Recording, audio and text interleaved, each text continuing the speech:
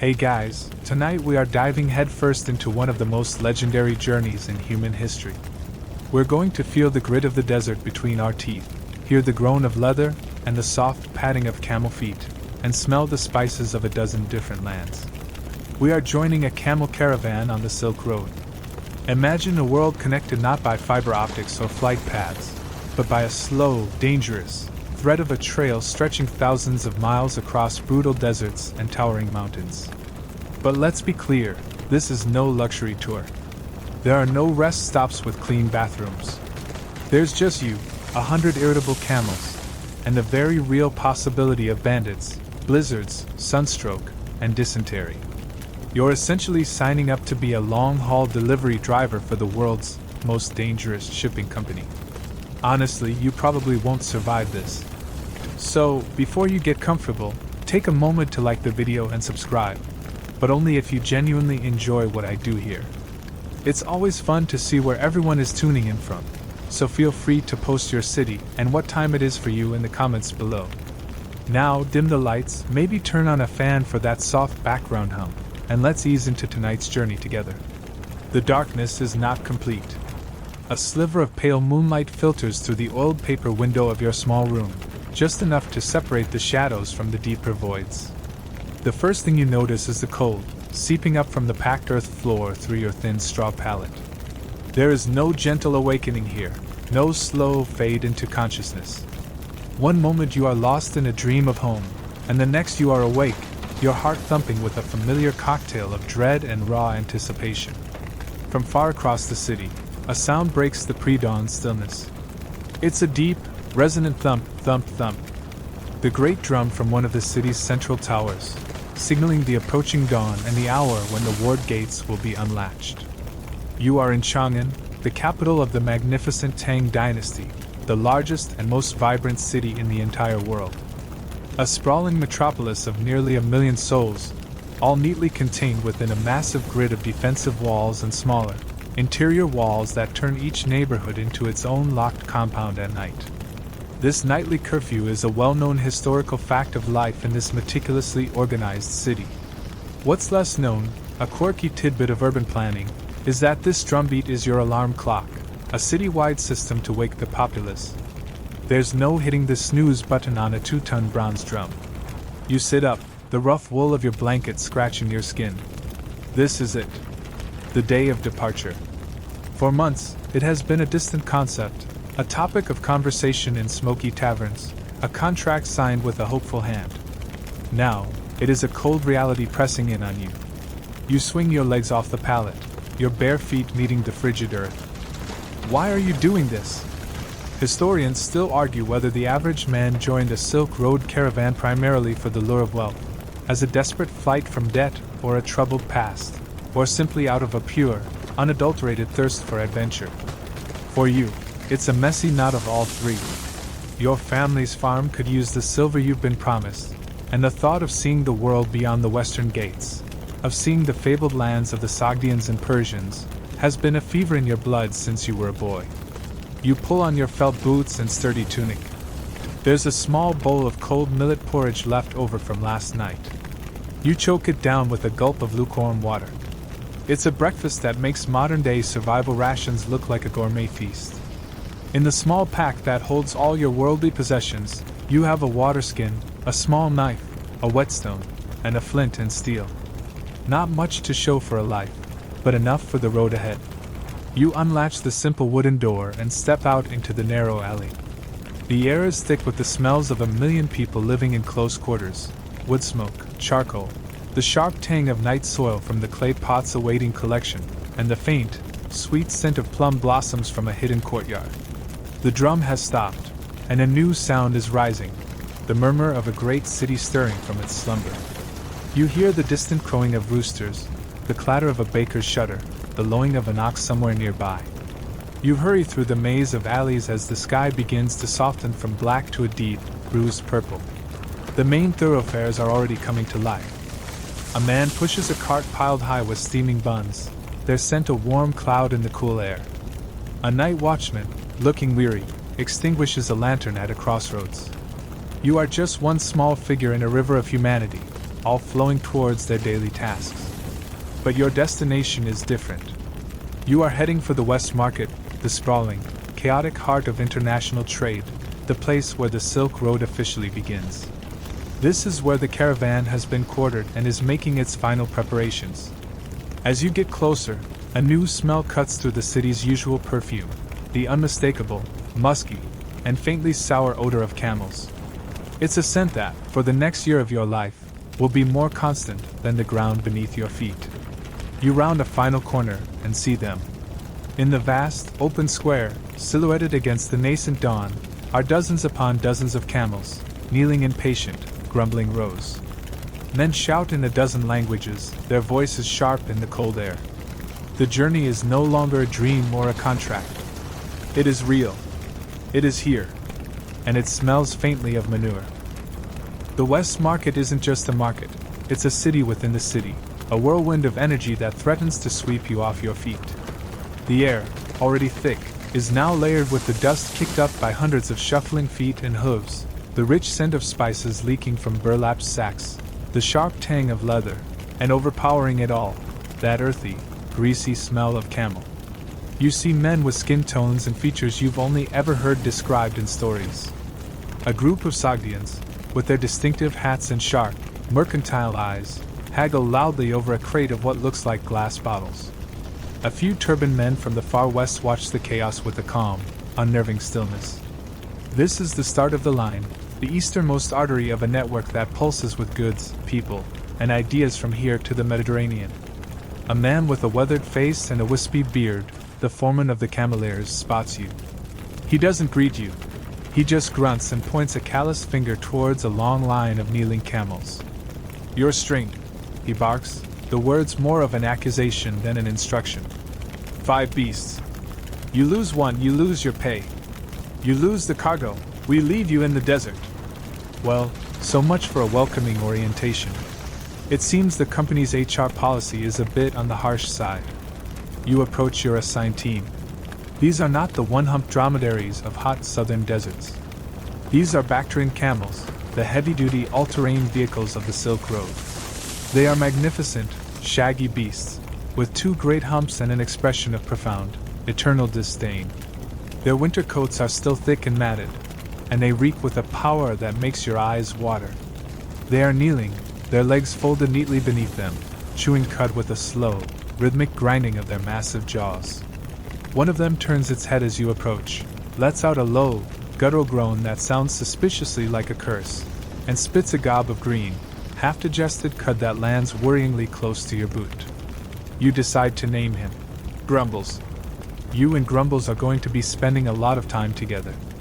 Your first task is to learn the intricate art of loading. The cargo is brought out, cylindrical bales wrapped in coarse cloth. But inside that rough exterior is the reason for this whole insane enterprise: silk. Bolts of it, woven in the imperial workshops, shimmering with colors so vibrant they seem to hum in the gray morning light. This isn't just cloth. It's a state secret, a currency, a substance so mythologized in the Roman West that they believed it grew on trees. A mainstream historical fact of the era is that the Romans paid for Chinese silk with staggering amounts of gold and silver, leading to a significant drain on the Roman Empire's treasury. You are loading not just fabric, but a geopolitical force. The loading process is a science. You can't just throw the bales on. First, a thick felt blanket is placed over the camel's back, between its 2 humps, to prevent sores. Then comes the wooden pack saddle, a complex framework that rests on either side of the humps but not on the spine. The 2 humps are not for storage, despite what you might have thought. They are reservoirs of fat, the camel's energy source. Putting pressure directly on them, or the spine would cripple the animal. Then, the rail work begins, balancing the load. Each bale of silk must be weighed and matched with another of almost identical weight. 2 bales are roped together and slung over the saddle, one on each side. The foreman watches you with an eagle eye. Your first attempt is a disaster. You heave one side up, and the other end of the rope immediately swings down, clonking a nearby camel who gives you a look of pure, unadulterated hatred. The foreman shoves you aside and, with a few deft movements, shows you how to brace the first bale with your knee while you position the second. It has to be perfect. An unbalanced load will chafe and injure the camel within days, rendering it useless. Historians still argue whether these highly specialized packing skills were a kind of guild secret, passed down through generations of cameleer families who dominated the caravan trade, or if they were more common knowledge that any enterprising young person like you could learn on the job. Judging by the foreman's grim expression, they would much prefer the first option. He doesn't seem thrilled to be running a training program. The ropes are another language entirely. A complex web of knots, hitches, and loops secures the load to the saddle. The ropes must be tight enough to prevent any shifting, which could cause the load to fall or the camel to panic, but not so tight as to restrict the animal's breathing or movement. It's a delicate balance of tension and technique, learned through repetition and, apparently, public humiliation. Here's a quirky but crucial tidbit about your new colleagues. Camels are incredibly intelligent and have long memories. They say a camel will remember a kindness for a month and a slight for a year. If you load it poorly, pull its lead rope too hard, or generally annoy it, it will find a way to get back at you. It might refuse to stand, spit with unnerving accuracy, or even try to deliver a nasty bite. You are not its master, you are its temporary and highly scrutinized business partner. You treat it with respect, or you pay the price. Finally, your 5 camels are loaded. They look like ambulatory, shaggy mountains of commerce, grumbling and groaning under the weight of their precious cargo, which can be up to 400 pounds per animal. The sun is now fully above the rooftops, glinting off the glazed tiles of distant palaces. The noise in the market has reached a fever pitch. Your hands are raw, your back aches, and you smell faintly of camel spit. The great journey is about to begin.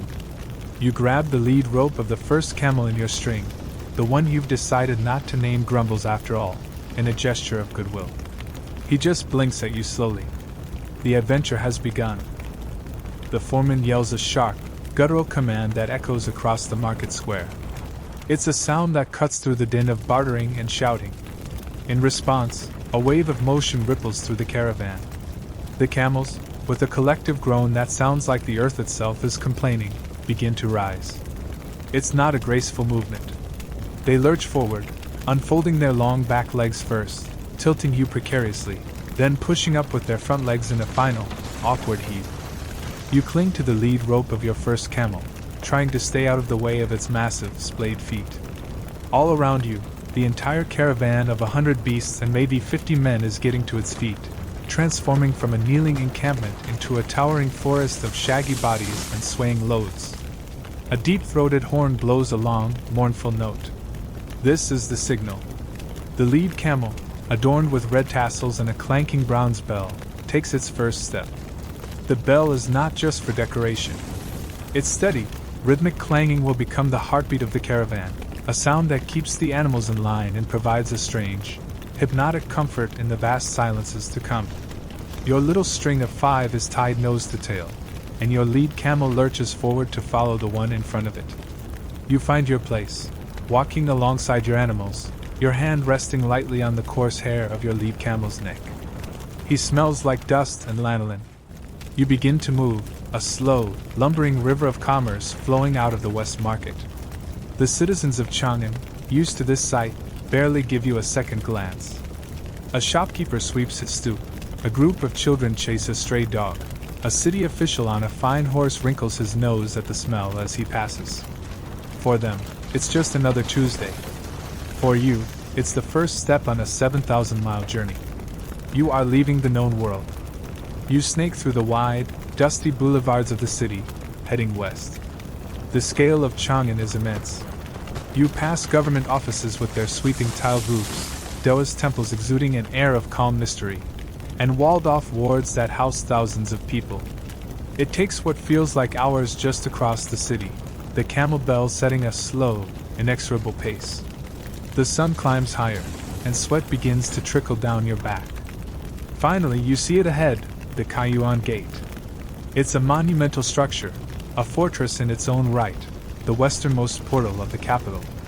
It's the final barrier between the order and safety of the Tang Empire and the vast, untamed lands of the western regions.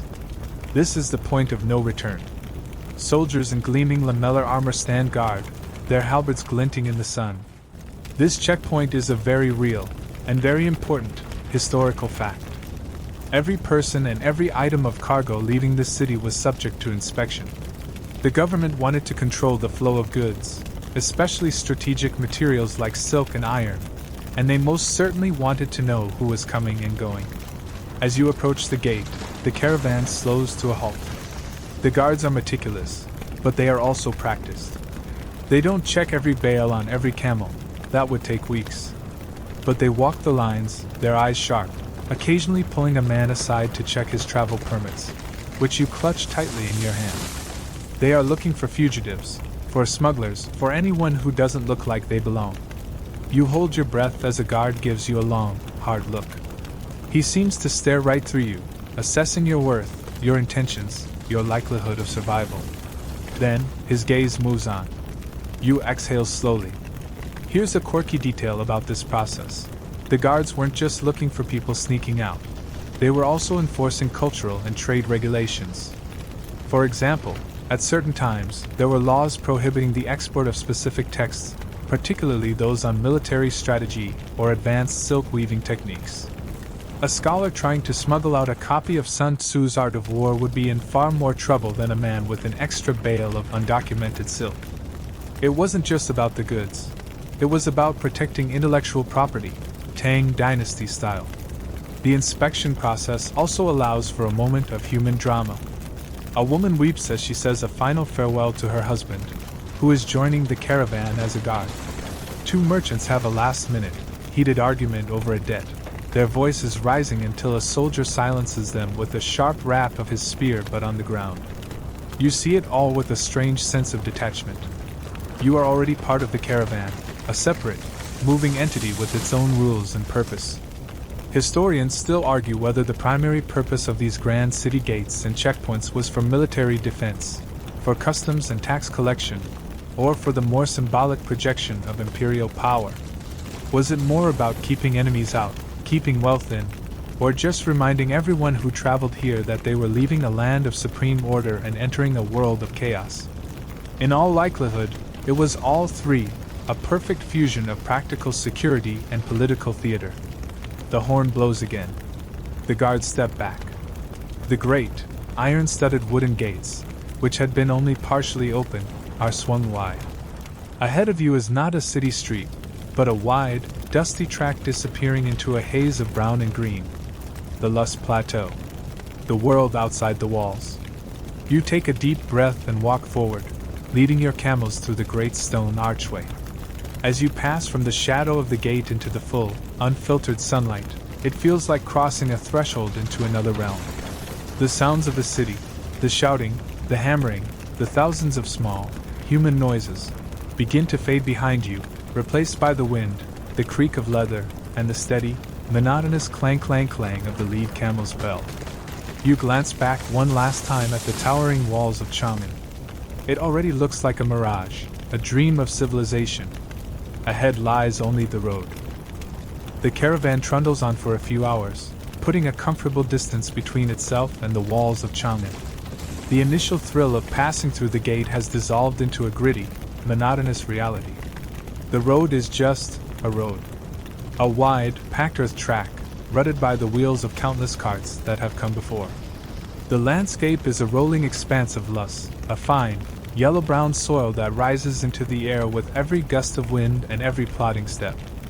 It coats your tongue, gets in your eyes, and settles in a fine film on your clothes and skin.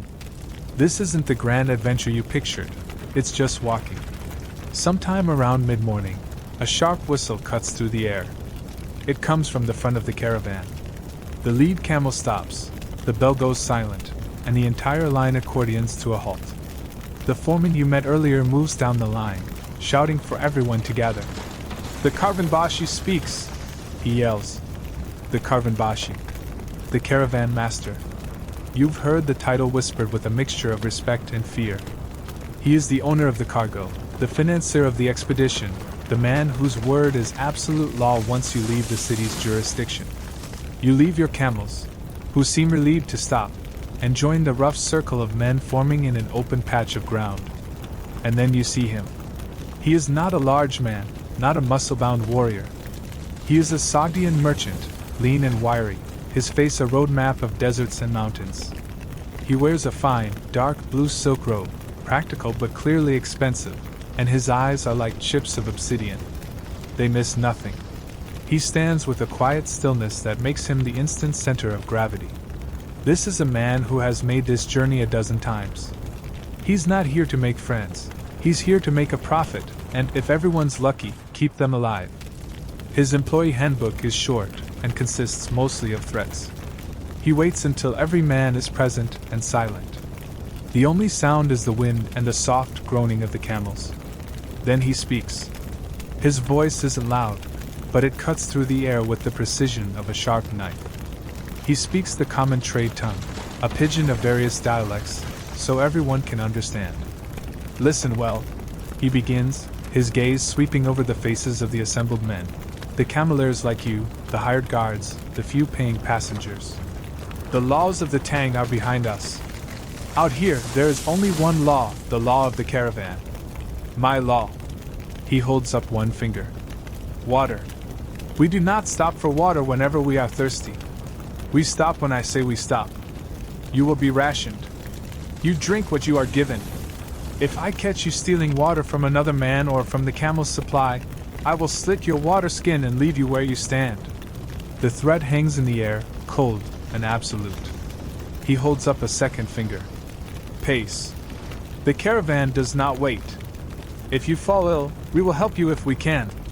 If you are lazy, if you get drunk, if you fall behind, we will not wait. The desert will be your final resting place. A third finger joins the other two. Fire. No fires at night unless I give the order. A fire can be seen for miles. It is a welcome sign to every bandit and thief between here and Samarkand. You will be cold. You will be in the dark.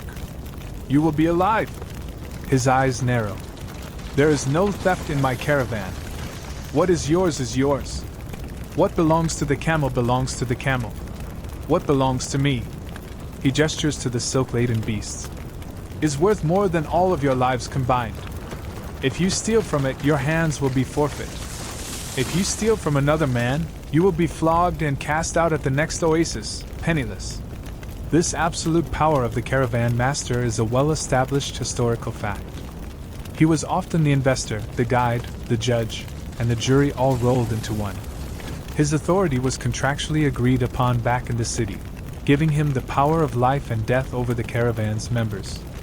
Here's a quirky and important detail. The Caravanbashi's power isn't just based on threats.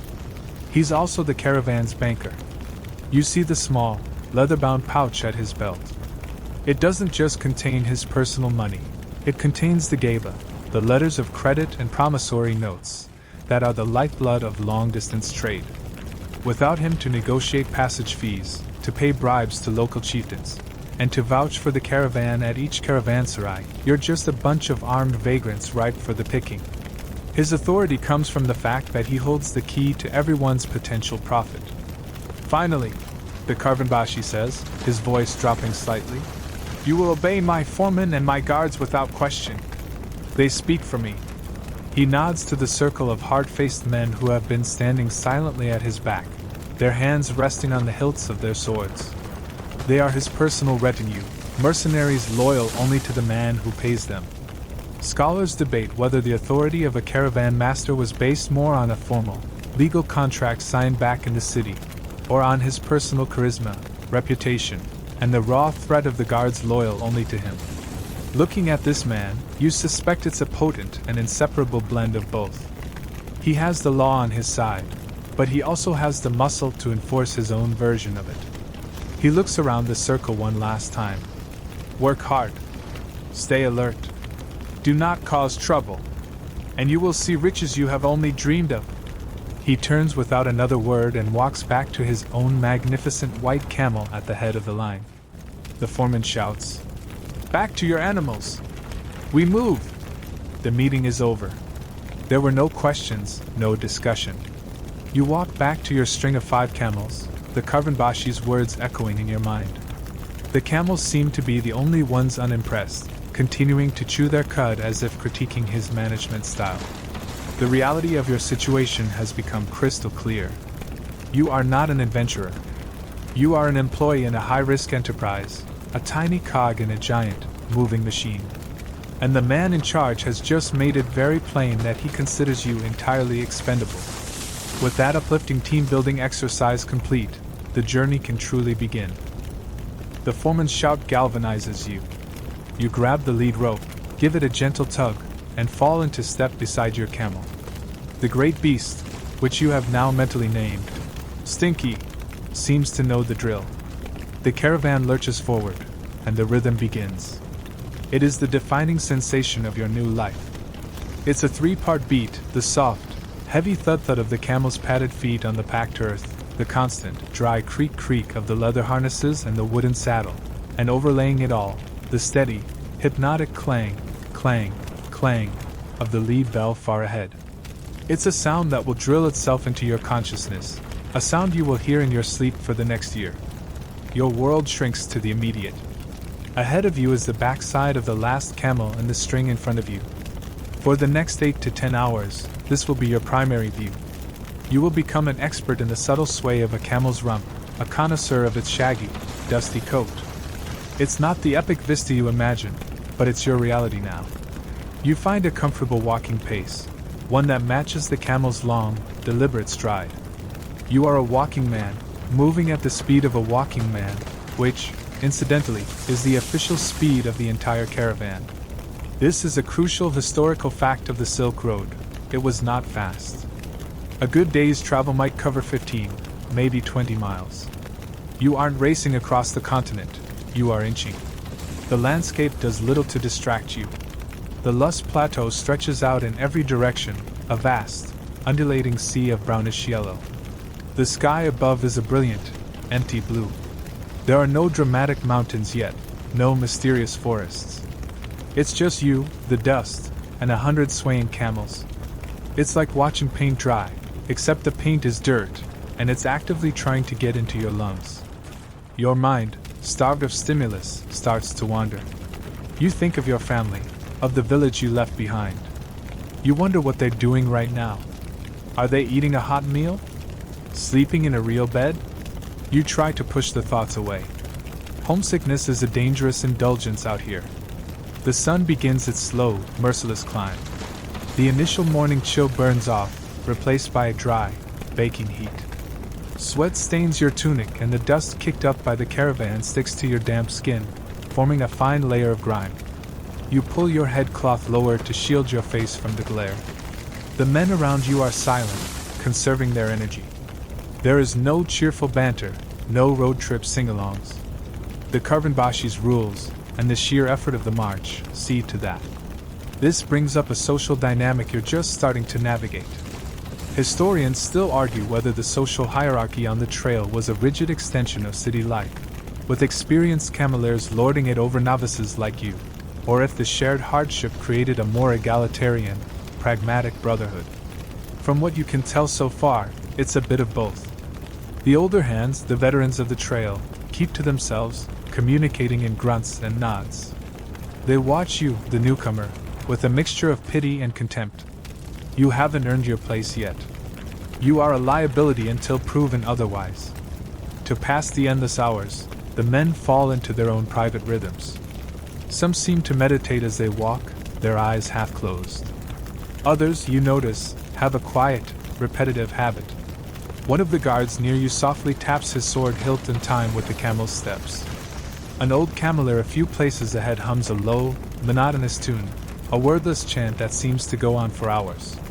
This is a little-known tidbit of caravan life. These small, personal rituals were essential for mental survival.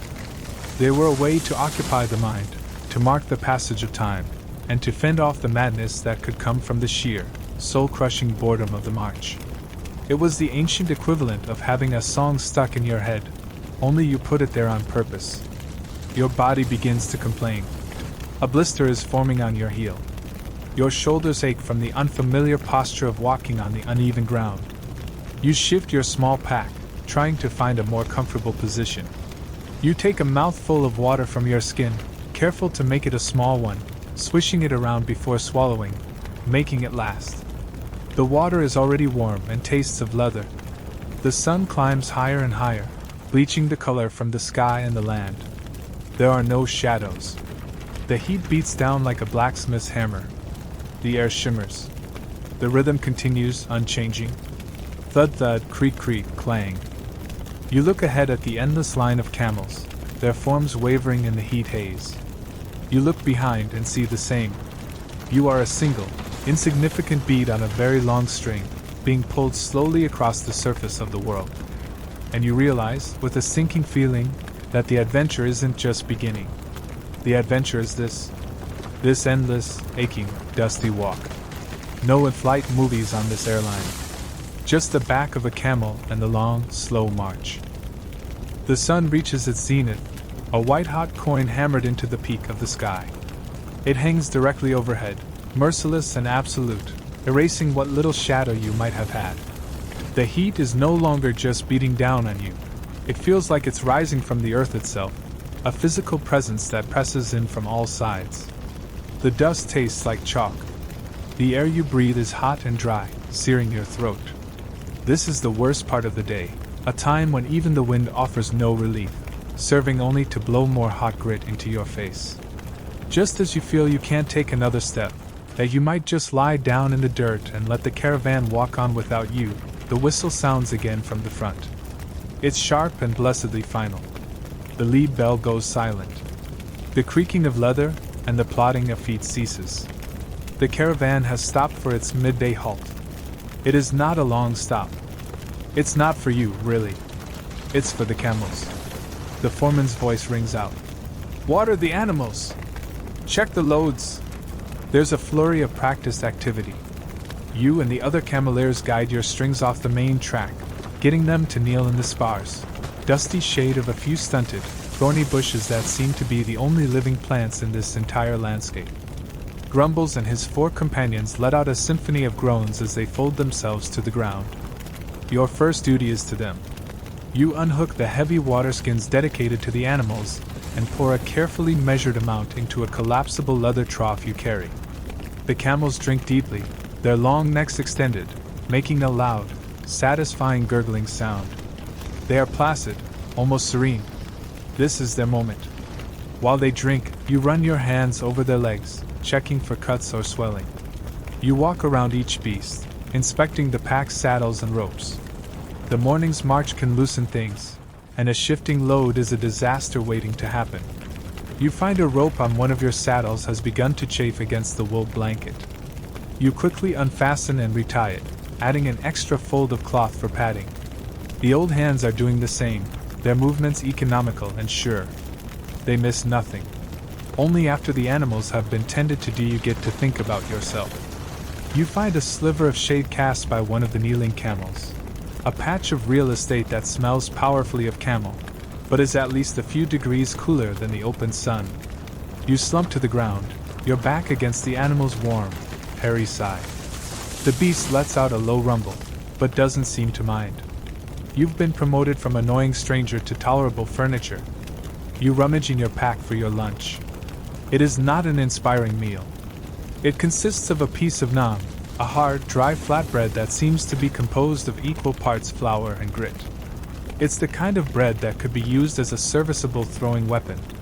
To go with it, you have a handful of dried dates and a small lump of hard, salty cheese. You chew the bread slowly, your jaw aching with the effort. It takes a long time to soften it enough to swallow. This is the standard trail ration, a historical fact of life on the road. The food had to be non-perishable, lightweight, and calorie-dense. Flavor was a luxury that didn't travel well. You see some of the wealthier passengers and the Karvanbashi himself eating slightly better fare, perhaps some dried meat or nuts. But for the rank and file, it's a Spartan existence. You allow yourself a few precious swallows of your own water. It feels like a gift from the gods, even though it's warm and leathery. Around you, the other men are doing the same, scattered in small, quiet groups. There's little conversation. The halt is too short, and the heat too oppressive for socializing. The main goal is to simply exist, to let the body recover for the second half of the day's march. Here's a quirky tidbit about your midday meal. That incredibly hard bread wasn't just for sustenance. It was also your plate and your cutlery. You might spread the cheese on it, or if you were lucky enough to have some, a bit of fruit paste.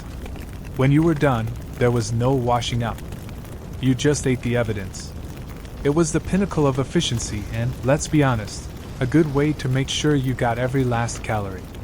It's the original zero-waste meal plan. The brevity of this stop is crucial. Historians still debate the specific logistics and timing, but the general consensus is that these caravans avoided stopping for long periods during the heat of the day. A long rest would make the men and animals sluggish and reluctant to start again. The idea was to push through the worst of it and make camp before dusk. The midday halt was a tactical pause, not a leisurely lunch break. It was just long enough to water the animals and let the men regain their strength without losing the momentum of the march. You lean your head back against the camel, closing your eyes for a moment. The heat, the silence, the sheer physical exhaustion combine to create a strange, dreamlike state. You feel completely disconnected from your past life. The world of villages, fields, and solid buildings feels like a story someone else told you. This is the only reality now: the sun, the dust, the camel's warmth, the ache in your muscles. All too soon, the whistle blows again. The halt is over. It could not have been more than an hour. With a collective groan, this time from the men, not the camels, everyone gets to their feet. You stow your meager rations, give your ropes one last check, and gently prod Stinky and his team to rise.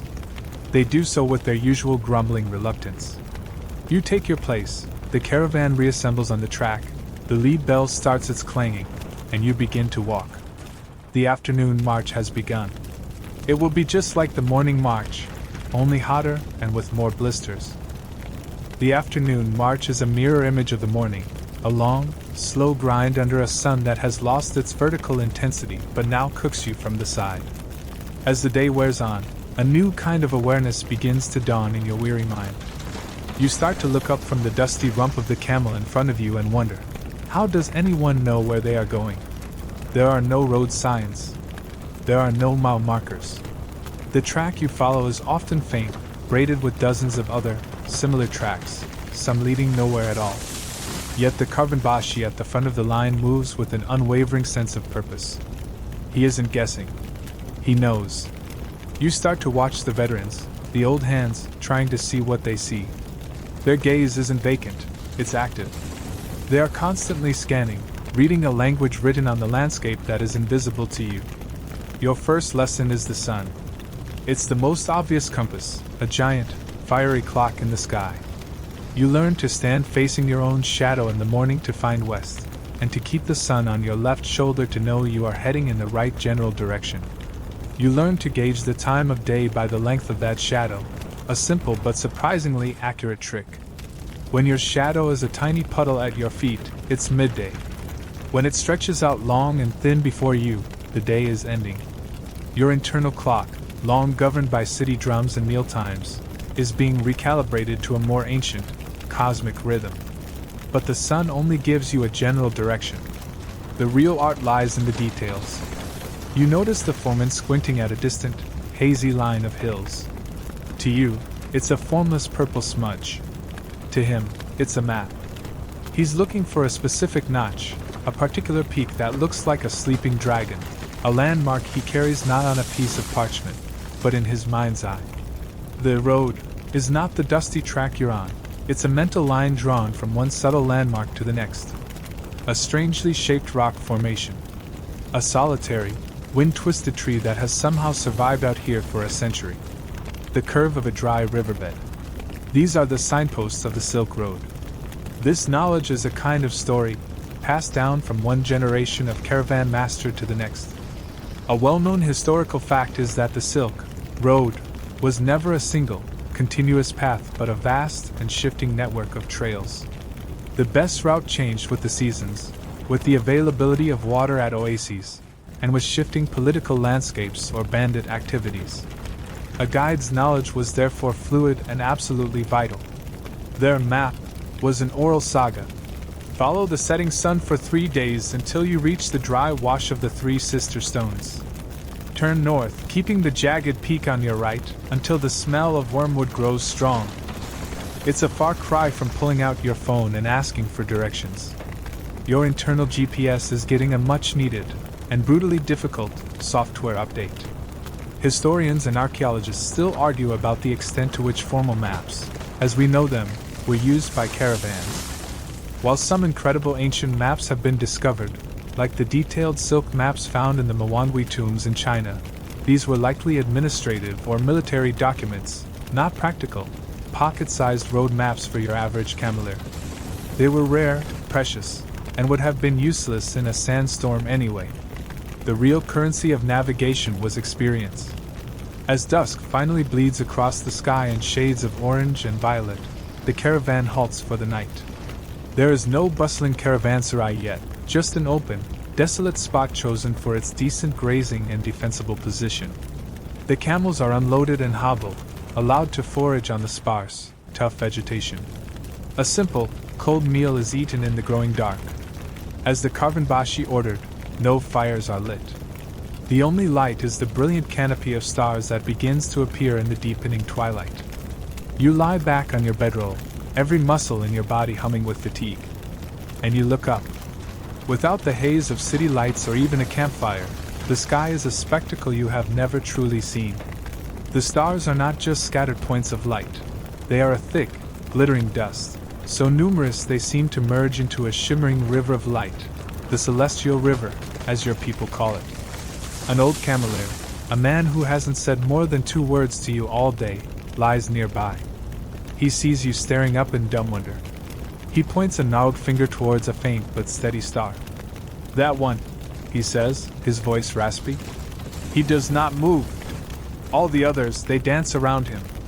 He is the nail in the sky. Find him, and you can never be truly lost. He has just shown you Polaris, the North Star." He then traces a pattern with his finger. "That is the great cart. Its handle always points to the nail." He shows you how to use the stars to find not just north, but to tell the time of night and even the season.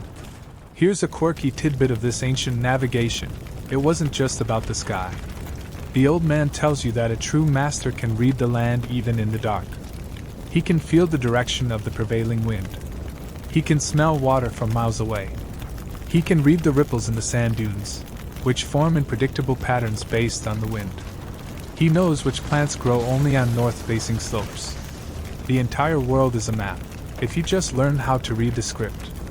You fall asleep under the vast, silent, turning sky, no longer just a weary walker. You are an apprentice, a student in the world's oldest and largest classroom. You are learning the secrets of the road, the language of the sun and stars. And for the first time, the endless emptiness around you feels a little less like a threat, and a little more like a book waiting to be read. Several more days have passed since you learned to read the stars. The lesson has proven to be less of a comfort and more of a slow, unfolding horror.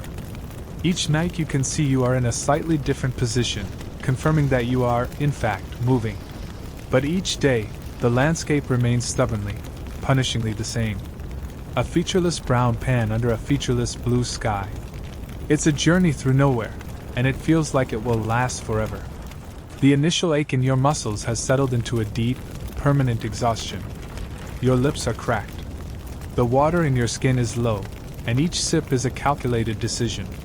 The camaraderie of the first few days has evaporated into a shared, silent misery. Each man is an island of dust, trudging with the grim determination of someone on the universe's worst Monday morning commute. You've been following the Caravanbashi's unseen landmarks, trusting that the notch in that distant hill was the right one. But as the days bleed into one another, a seed of doubt begins to sprout in your parched mind. What if he's wrong? What if his memory failed him? What if the well at the next stop has run dry? Out here, a single mistake wouldn't just mean getting lost. It would mean a slow, thirsty death for 50 men and 100 camels. Then you see it. On the far horizon, where the heat makes the air dance and tremble, there is a smudge. It's not the usual brown of the earth or the hazy purple of distant rock. It's a watery, shimmering line of green. You blink, sure it's a trick of your tired eyes, a mirage conjured by your desperate thirst. The desert is known for these phantom lakes and ghostly forests. You say nothing, embarrassed to be the first to crack, the first to see things that aren't there. You keep walking, the rhythm of the march unbroken, but your eyes keep darting back to that spot. It doesn't vanish. If anything, it seems to grow, to solidify. You glance at the old cameleer walking near you. He hasn't looked up. He just keeps plodding along. But then you see him lift his head and sniff the air, like an old hound. He turns his gaze to the horizon, squints for a long moment, and then gives a single, almost imperceptible nod. That's it. No shout of joy, no sign of relief. Just a quiet, professional confirmation. But it's enough. A murmur ripples down the line of the caravan, a sound of pure relief. An oasis. The words are passed from man to man, a password to survival. The pace of the caravan quickens, just slightly. There's a new energy in the air, a sense of purpose that isn't just about enduring but about arriving. Even the camels seem to know. They lift their huge heads, their wide nostrils flaring, catching a scent on the wind that you can't yet detect. Grumbles lets out a low groan that, for the first time, sounds less like a complaint and more like anticipation. A little pep in his 1,500-pound step. This is a fundamental, mainstream historical fact of the Silk Road. The entire network was utterly dependent on these oases. They were not happy accidents. They were the essential nodes, the life-giving pearls strung along the deadly thread of the desert routes. The distance between them determined the length of each stage of the journey, and their locations dictated the very path of the road itself. Control an oasis, and you control the flow of trade, charging for water, food, and safety. As you draw closer, you see something strange. Leading away from the growing patch of green is a long, straight line of what look like small, circular wells or mounds of dirt, spaced every 50 or 100 feet, disappearing into the desert.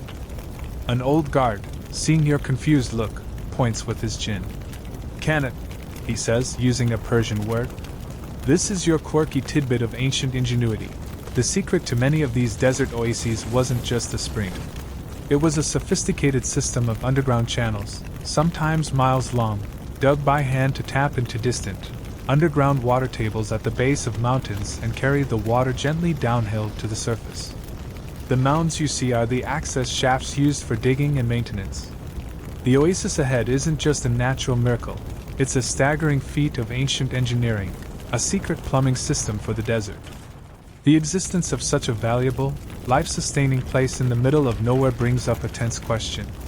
Historians still argue whether these oasis settlements were fiercely independent city-states, extensions of larger empires like the Tang or Persian, or were governed by local tribes who treated the caravans as a mobile source of income through tolls and protection fees. As you approach, you know you are not just heading for water and shade, you are heading into a new sphere of politics and power, where the Karvanbashi's authority will have to be skillfully negotiated with whoever runs this place. The distant green has now resolved into the distinct shapes of date palms, their fronds rustling in the breeze. You can smell it now, the scent of damp earth, of vegetation, of life. It's the most intoxicating perfume in the world. After weeks of smelling nothing but dust, sweat, and camel, it's overwhelming.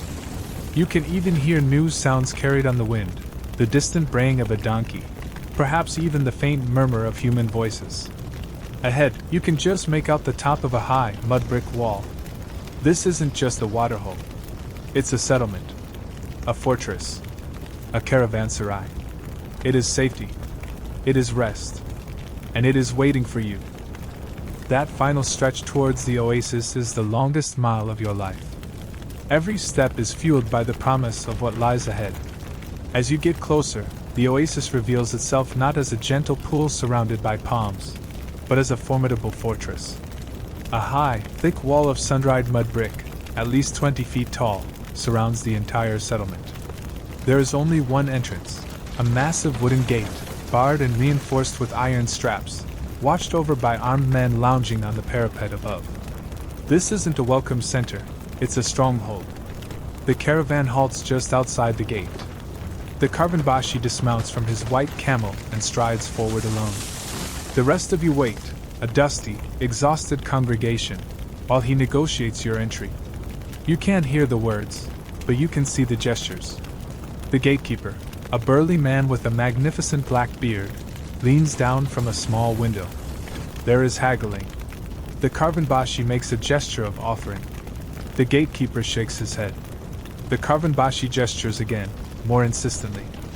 Finally, after a tense exchange that seems to stretch for an eternity, a deal is struck. A small pouch, presumably full of coins, is passed up on a rope. With a groan of protesting wood, the great bar is lifted from inside, and the gates swing slowly inward. You lead your string of camels through the archway, and the world explodes. The shift is instantaneous and overwhelming. You step from the vast, silent, sun-bleached emptiness of the desert into a vortex of noise, shadow, and smell. The sound hits you first. After days of hearing only wind and the soft tread of camels, the cacophony inside is a physical blow. It's a wall of sound composed of 100 different sources, men shouting in a dozen languages, the braying of donkeys, the bleating of goats, the indignant squawking of chickens, the clang of a blacksmith's hammer, and the babble of 100 simultaneous conversations. It's a miracle you can even hear your own thoughts. It would be a definite OSHA violation in another 2 millennia. Then the smells. An aggressive potpourri of civilization. The sharp, savory scent of lamb grilling over charcoal, the sweet aroma of baking bread, the heady fragrance of spices you can't even name. Underneath it all is the thick, animal smell of the courtyard, mixed with the sweat of unwashed bodies and the faint, sweetish odor of date wine. The layout of the caravanserai becomes clear. It's a massive, square courtyard, open to the sky. The center is a chaotic mess of animals. Your camels are joining a menagerie that already includes horses, oxen, and mules from other caravans. The courtyard is lined on all 4 sides by a 2-story arcade. The ground floor consists of deep, open-fronted alcoves for storing goods and stabling animals. The upper floor has a series of small, cell-like rooms for the wealthier merchants. This architectural design is a classic historical fact. These structures were the standardized, purpose-built motels of the Silk Road, many built by rulers or wealthy patrons to encourage and control trade. They were strategically placed a day's march from each other along the most vital routes. Your first job, as always, is to the camels. You navigate the chaos of the central yard, find a spot, and begin the laborious process of unloading every single bale of silk. The precious cargo is carried to one of the designated alcoves on the ground floor, which will be your home for the night. It's not a room. It's a 3-sided brick cubicle with a raised platform for sleeping, open to all the noise and clamor of the courtyard. The guards from your caravan immediately take up positions around the stacked bales. The safety of the caravanserai is not to be completely trusted. Finally, with the animals tended to and the cargo secured, you are free. You are given a small token by the foreman, good for a bowl of food and a ration of water from the central well.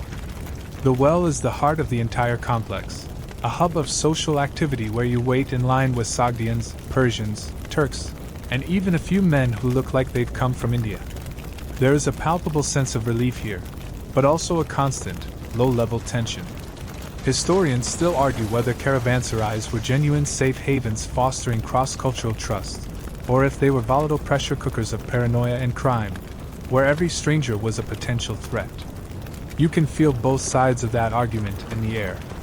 People share the water source, but they watch each other with wary eyes. A deal is struck in one corner, while in another, 2 men have a heated dispute that is quickly broken up by the caravanserai's own guards. It's a place of immense opportunity and immense risk. And the quirky tidbit that no one mentions in the epic poems? The sanitation. In one corner of the bustling courtyard is the designated latrine, which is little more than a deep pit. The smell is strong enough to knock a buzzard off a carrion cart from 100 paces. Your 1-star Yelp review is already writing itself in your head. It's a stark reminder that while this place feels like paradise after the desert, it's still a rough, primitive outpost. You take your food token to a small stall where a man is ladling steaming noodle soup into clay bowls. It's the first hot food you've had in days.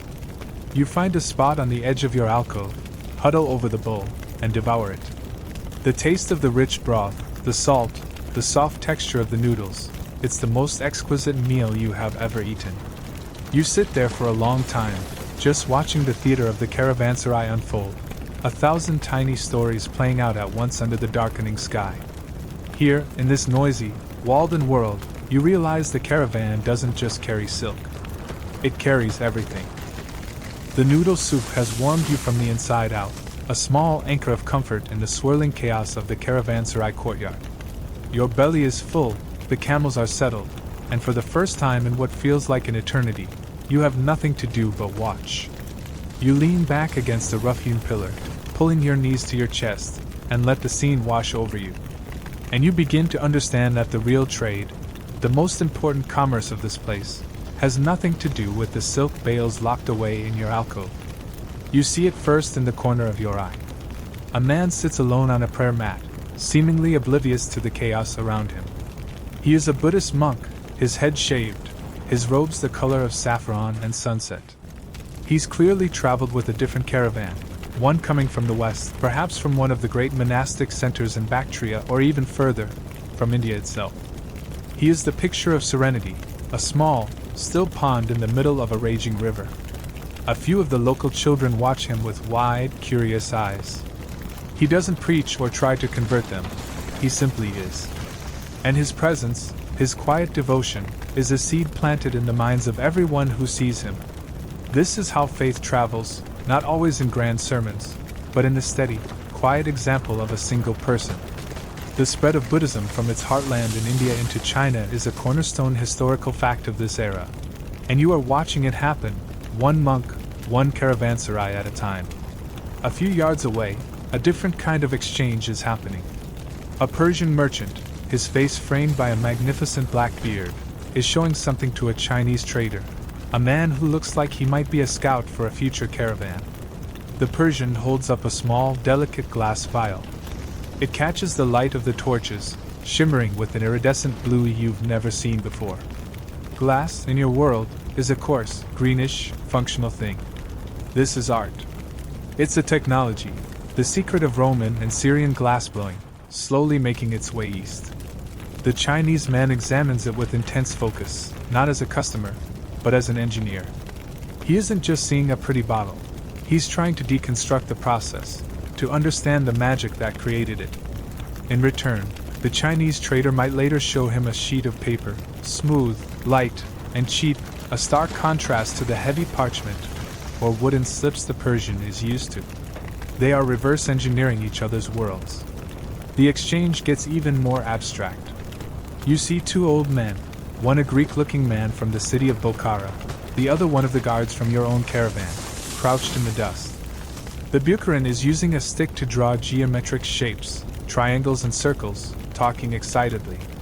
He seems to be explaining a principle of architecture or perhaps a bit of philosophy, a lingering echo of Alexander the Great's long-vanished empire.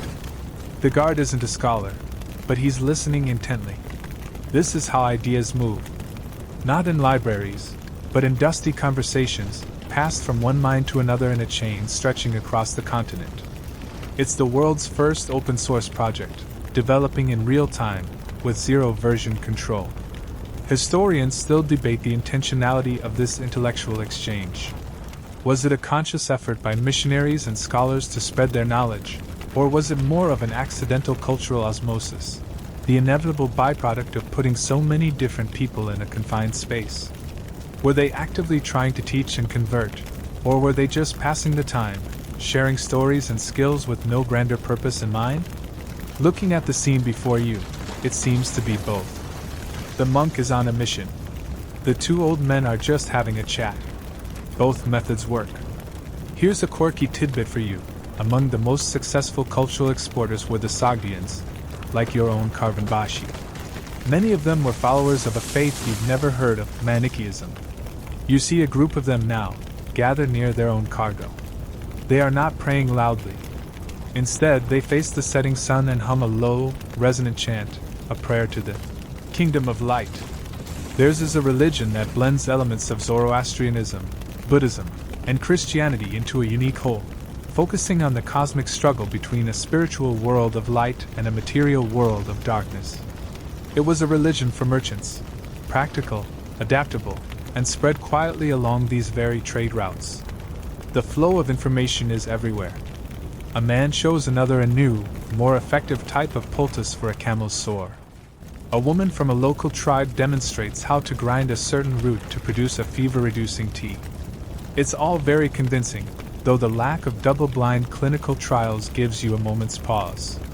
This is the information superhighway of its day. The transfer speeds are just abysmal. What you are witnessing is the real engine of the Silk Road. The silk pays for the journey, but the journey's true product is change. Every person who passes through this courtyard will leave a little bit of their world behind and take a little bit of a new one with them. You finally get up, your legs stiff, and retreat to the relative quiet of your sleeping platform. As you lie down, the cacophony of the caravanserai softens into a single, complex hum. You realize the most valuable cargo in this entire fortress isn't the shimmering silk or the gleaming glass. It's the invisible cargo of ideas, faiths, and technologies being unpacked and repacked in the minds of every person here, including your own.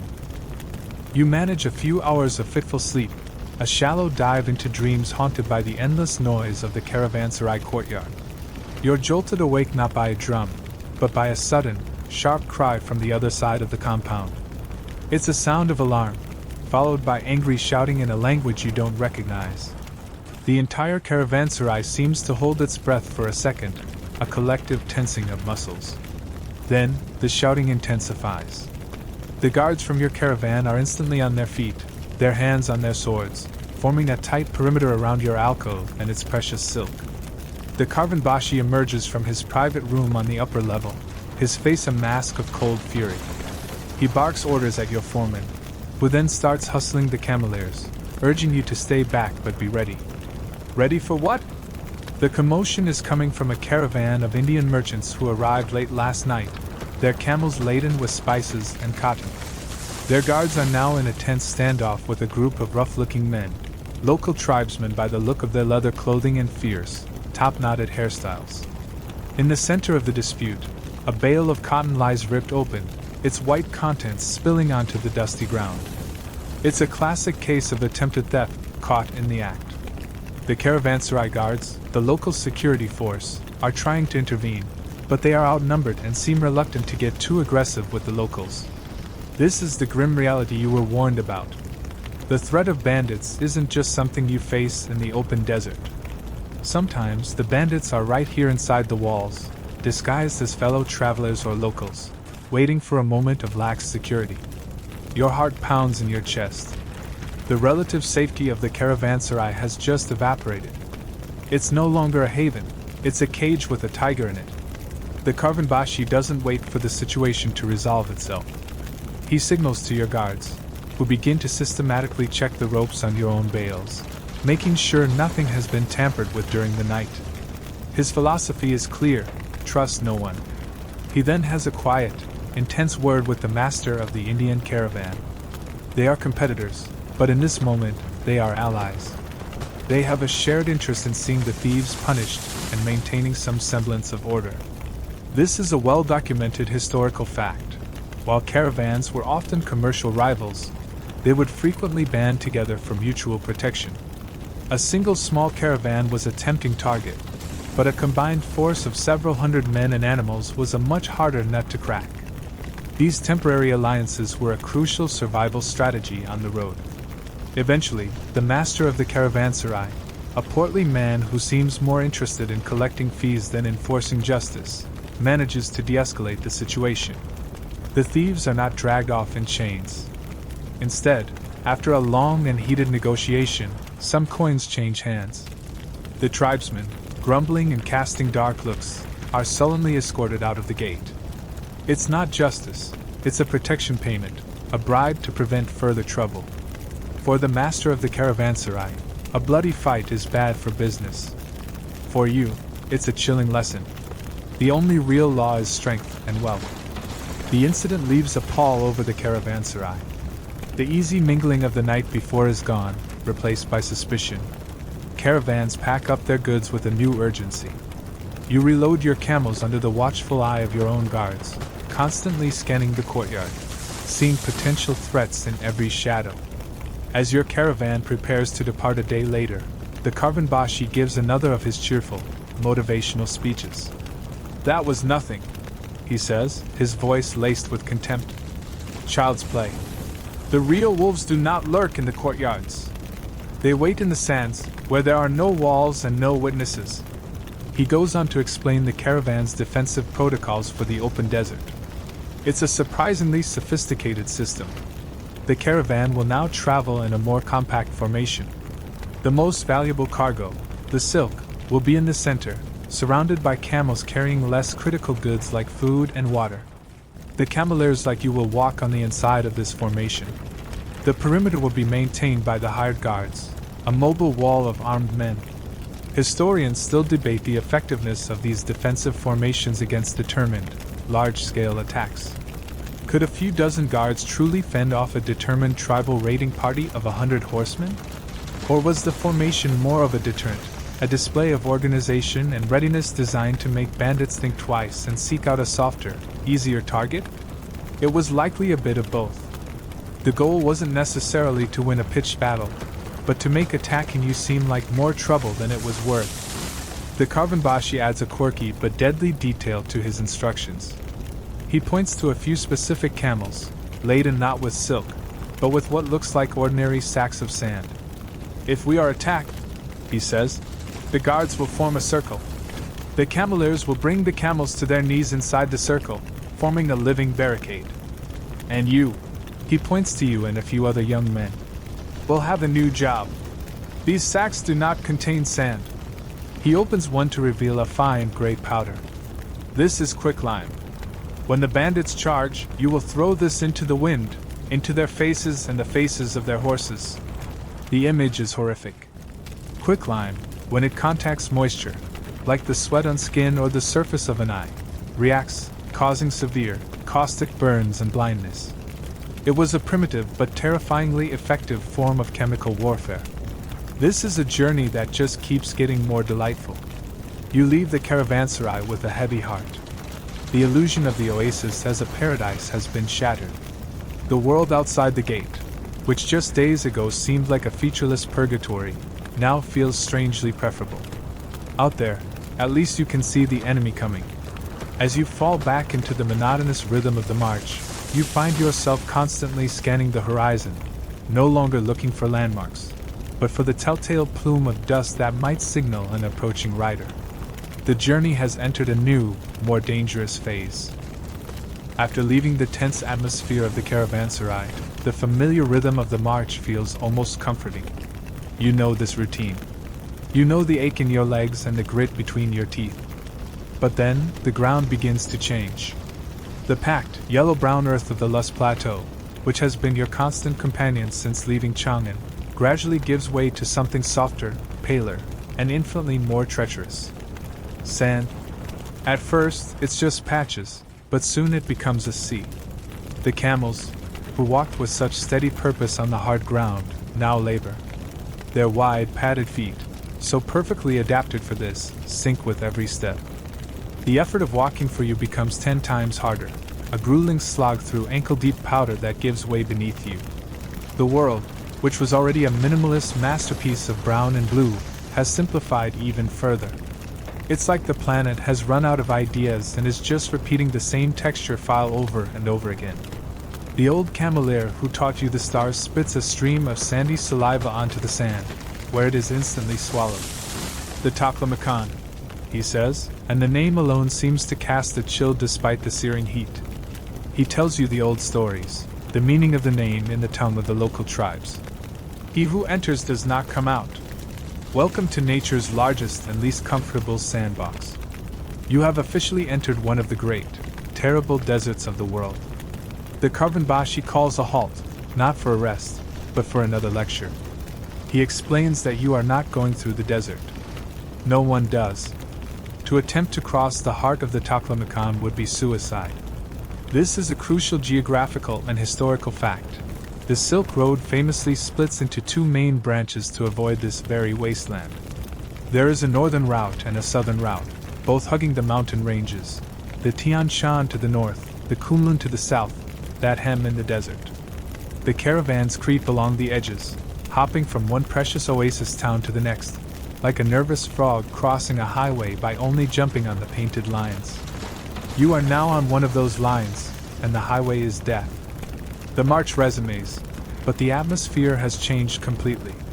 The fear of bandits, which had you anxiously scanning the horizon, now seems like a quaint, manageable problem. A bandit is a man. You can fight him, or pay him, or run from him. How do you fight a desert? How do you bribe the sun? Your little pouch of quicklime feels laughably inadequate against an enemy this vast. The silence is different here. It's not the empty quiet of the plateau. It's a deep, profound silence, punctuated only by the high, thin whisper of wind sculpting the dunes. The dunes themselves are mesmerizing and terrifying. They are not static hills of sand. They are alive, constantly moving, migrating with the wind. They are mountains in slow motion, capable of burying entire cities over centuries. And then the desert starts to play tricks on you. In the distance, you see a shimmering lake, its surface ruffled by a gentle breeze, palm trees gracing its shore. It looks exactly like the oasis you left, a perfect, inviting paradise. Your throat constricts with a desperate, primal thirst. But the veterans don't even look at it. They know it's a mirage, a cruel trick of heat and light. The desert shows you what you want to see most, and then snatches it away. Later in the day, a new, stranger phenomenon occurs. You hear a sound. It's not the wind. It's a low, deep, resonant hum, almost a moan. It seems to come from everywhere and nowhere at once, rising and falling in pitch. You see some of the younger men look around in alarm. The old cameleer just nods grimly. The sands are singing, he mutters. This is a real, and genuinely strange, natural phenomenon. It's a quirky tidbit of desert travel.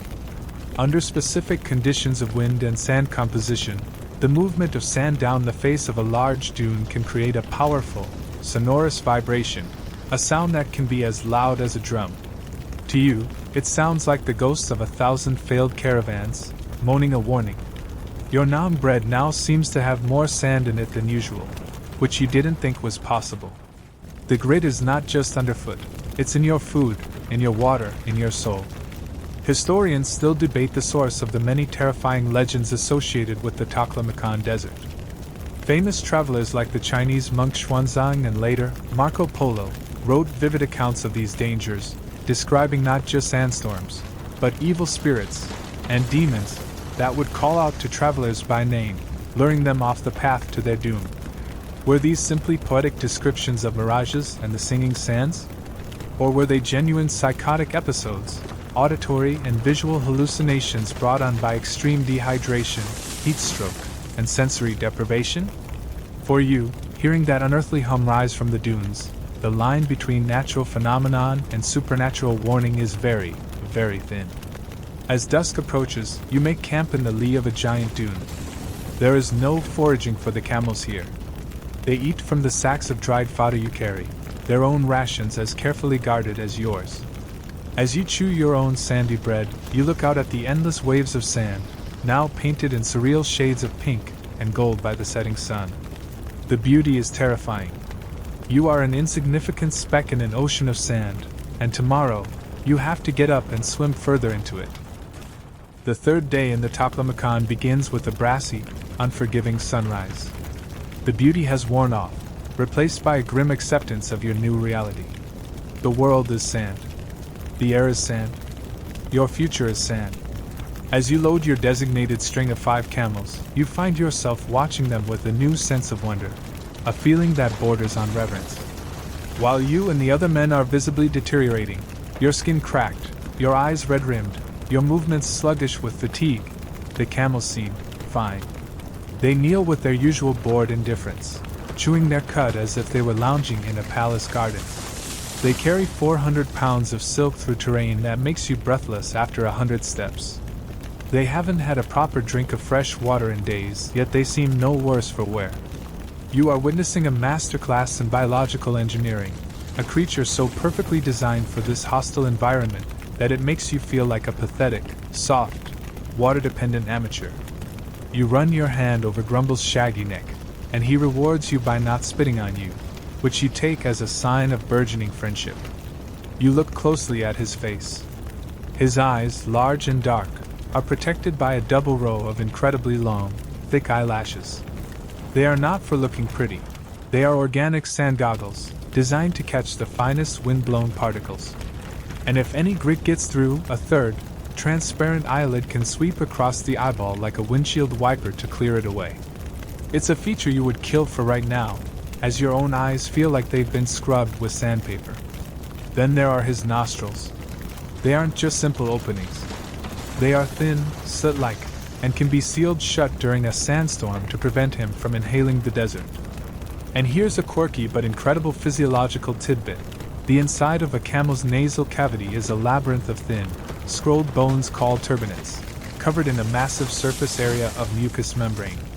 When the camel exhales, this system acts as a dehumidifier, trapping moisture from its own breath before it can be lost to the dry air. It's estimated they can reclaim more than 60% of the water from their own exhalations. The camel is literally recycling its own breath. Meanwhile, every panting breath you take is like pouring a cup of your precious internal water supply out into the sand. You begin to feel deeply inadequate. The caravan gets moving, and you watch the camels walk. Their feet, which seem so clumsy and awkward back in Chang'an, are a marvel here. They are not hard hooves like a horse's, which would sink disastrously into the sand. Each foot is a wide, two-toed pad with a leathery sole that spreads out when the camel puts its weight on it, creating a natural snowshoe, or rather, a sand shoe, that distributes its immense weight over a larger area. This is why they are called the ships of the desert. They don't walk on the sand so much as they float over it. And of course, there are the humps. This is perhaps the most famous and widely misunderstood feature of the camel. A common misconception, a historical fact that is actually fiction, is that the humps are full of water. You now know, from your loading lessons, that they are reservoirs of fat. What you are now learning is how this is a far more brilliant adaptation. Storing fat in humps on their back rather than having it distributed evenly as insulation across their body allows them to dissipate body heat more effectively from their flanks. Furthermore, when this fat is metabolized, it doesn't just produce energy. It also produces water as a metabolic byproduct. A camel can theoretically produce over a gallon of water from just 1 pound of fat. It's a self-contained power plant and water purification system, all in one convenient, lumpy package. Historians and biologists still debate the full extent of the camel's unique physiological tricks. For instance, their ability to tolerate dehydration is legendary. A camel can lose up to 30 to 40% of its body weight in water and survive, a level of dehydration that would be instantly fatal to almost any other mammal, including you. Their red blood cells are oval-shaped, not circular, which is thought to help them flow more easily in a dehydrated state and prevent them from bursting when the camel finally rehydrates, drinking massive quantities of water in a short time. They can even allow their core body temperature to fluctuate dramatically, dropping low at night to conserve heat and rising high during the day to reduce water loss from sweating. They are, in short, biological miracles. Sometime in the late afternoon, the wind picks up. A low-lying yellow cloud appears on the horizon, growing with terrifying speed. The foreman screams a single word. "Buran!" Sandstorm. Instantly, the training kicks in. The guards shout, the cameliers coax their animals, and the caravan clumsily attempts to form the defensive circle the Karvanbashi described. You guide your string of camels to their knees, huddling them together. The world goes dark. The wind hits with the force of a solid object, a deafening roar that obliterates all other sound. The air is no longer air, it's a thick, choking torrent of sand. You pull your headcloth tight across your face, leaving only a tiny slit for your eyes, and huddle in the lee of Grumbles, pressing your body against his warm, stinking, life-saving bulk. He has calmly closed his nostrils and settled down, seemingly unperturbed. He was built for this. You are not. You can't see, you can't breathe, you can't hear. You can only cower behind this magnificent, smelly beast and pray that the world doesn't swallow you whole. In this moment, you don't just respect the camel. You love the camel. The sandstorm, the buran, lasts for what feels like an eternity, a roaring, blinding chaos that erases the world. And then, as suddenly as it began, it passes. The wind drops, and a profound silence descends. You slowly, cautiously, raise your head from behind the bulk of your camel. The air is still hazy with fine dust, but the sun is visible again, a pale, washed-out disk in the sky. The landscape has been transformed. The dunes have shifted, their crests sharpened, the old tracks of the caravan completely erased. It's a clean slate, a world remade by the wind. A wave of relief so powerful it makes you dizzy washes over you. You survived. You look around at the other men, who are slowly emerging from their shelters behind the camels. They are all covered head to toe in a thick layer of yellow dust, looking like animated clay statues. A few men cough violently, spitting out mud. But you are all here. You are all alive. The relief, however, is short-lived. As the caravan slowly reassembles, it becomes clear that not everyone is okay. One of the passengers, a quiet merchant from a southern city who was hoping to trade in medicinal herbs, is unwell. During the storm, huddled and miserable, no one noticed.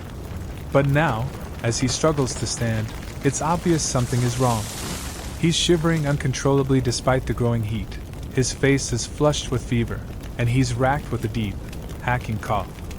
The Caravanbashi looks at him with an expression that is not one of sympathy, but of cold, hard calculation. A sick man is a delay. A delay costs money. A contagious man is a threat to the entire enterprise. You remember his words from that first day. The caravan does not wait. But you cannot simply leave him here. Not yet. The unwritten laws of humanity, even out here, have some small purchase. The foreman calls for the healer. There is, of course, no doctor on this expedition. The designated healer is one of the older guards, a man named Bao, whose medical expertise comes from years of patching up sword wounds and treating saddle sores. His approach to medicine is pragmatic and, to be honest, terrifying. His bedside manner makes the Caravanbashi look like a saint.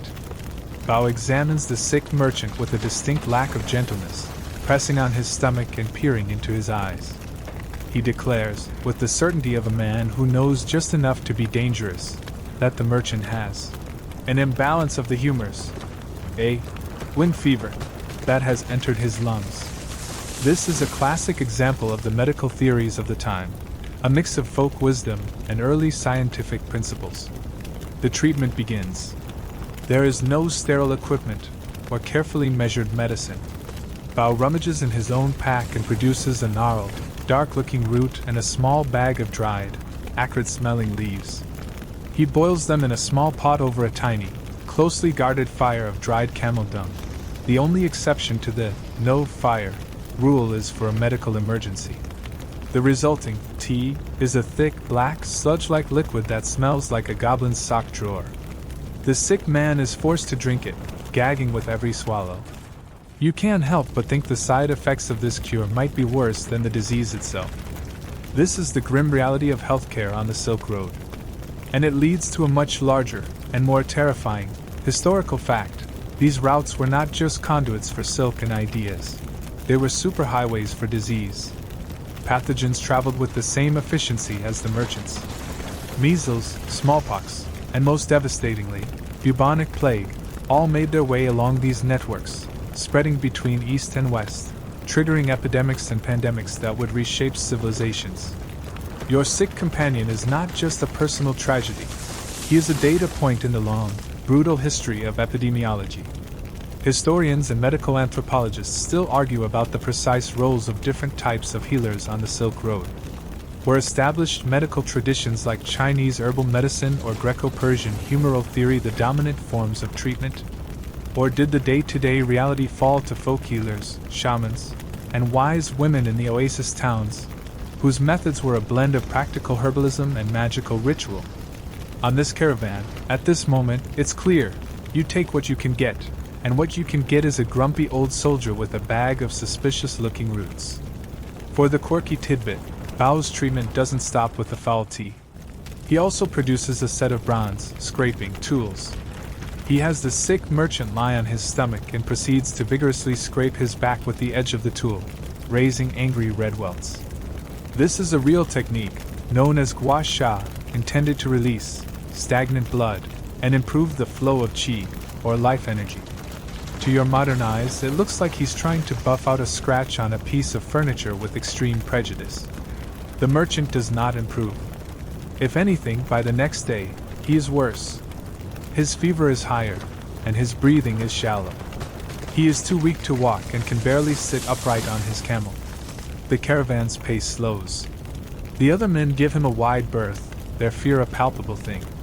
The Caravanbashi's patience is at its end. He confers with the foreman and with Bao. The decision is made. They don't leave him in the middle of the desert.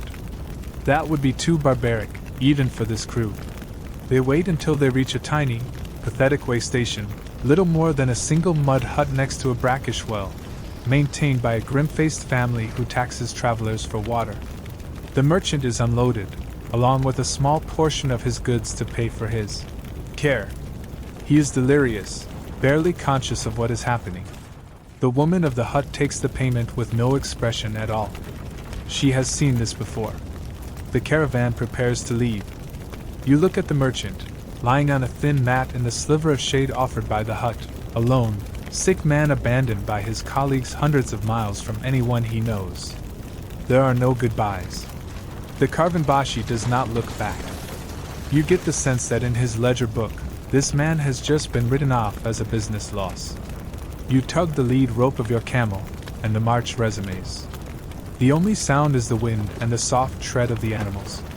The silence feels different now. It is heavy with the weight of the man you left behind.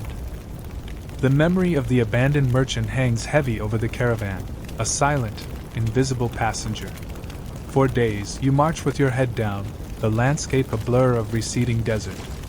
But then, you feel a change in the air. It's not just the ground firming up, turning from sand to gravel and then to hard-packed earth. It's the wind. It carries a new kind of chill, a sharp, clean coldness that smells of stone and distant ice. You look up from your trudge, and you see them. At first, they look like a bank of low, dark clouds on the horizon. But they don't move. As you draw closer over the next few days, they rise and rise, resolving into a jagged, impossible wall of rock and snow that tears at the sky. They are the Pamir Mountains, the roof of the world. The desert was a horizontal hell, a vast, flat oven. This is a vertical one. You have escaped the frying pan only to find yourself at the foot of a freezer. The ascent begins gradually. The path narrows, winding into the foothills. The broad, open track gives way to a tight, twisting trail carved into the side of a steep hill.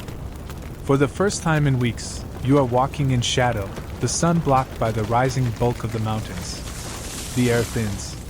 With every 100 feet of elevation you gain, each breath seems to bring in less life.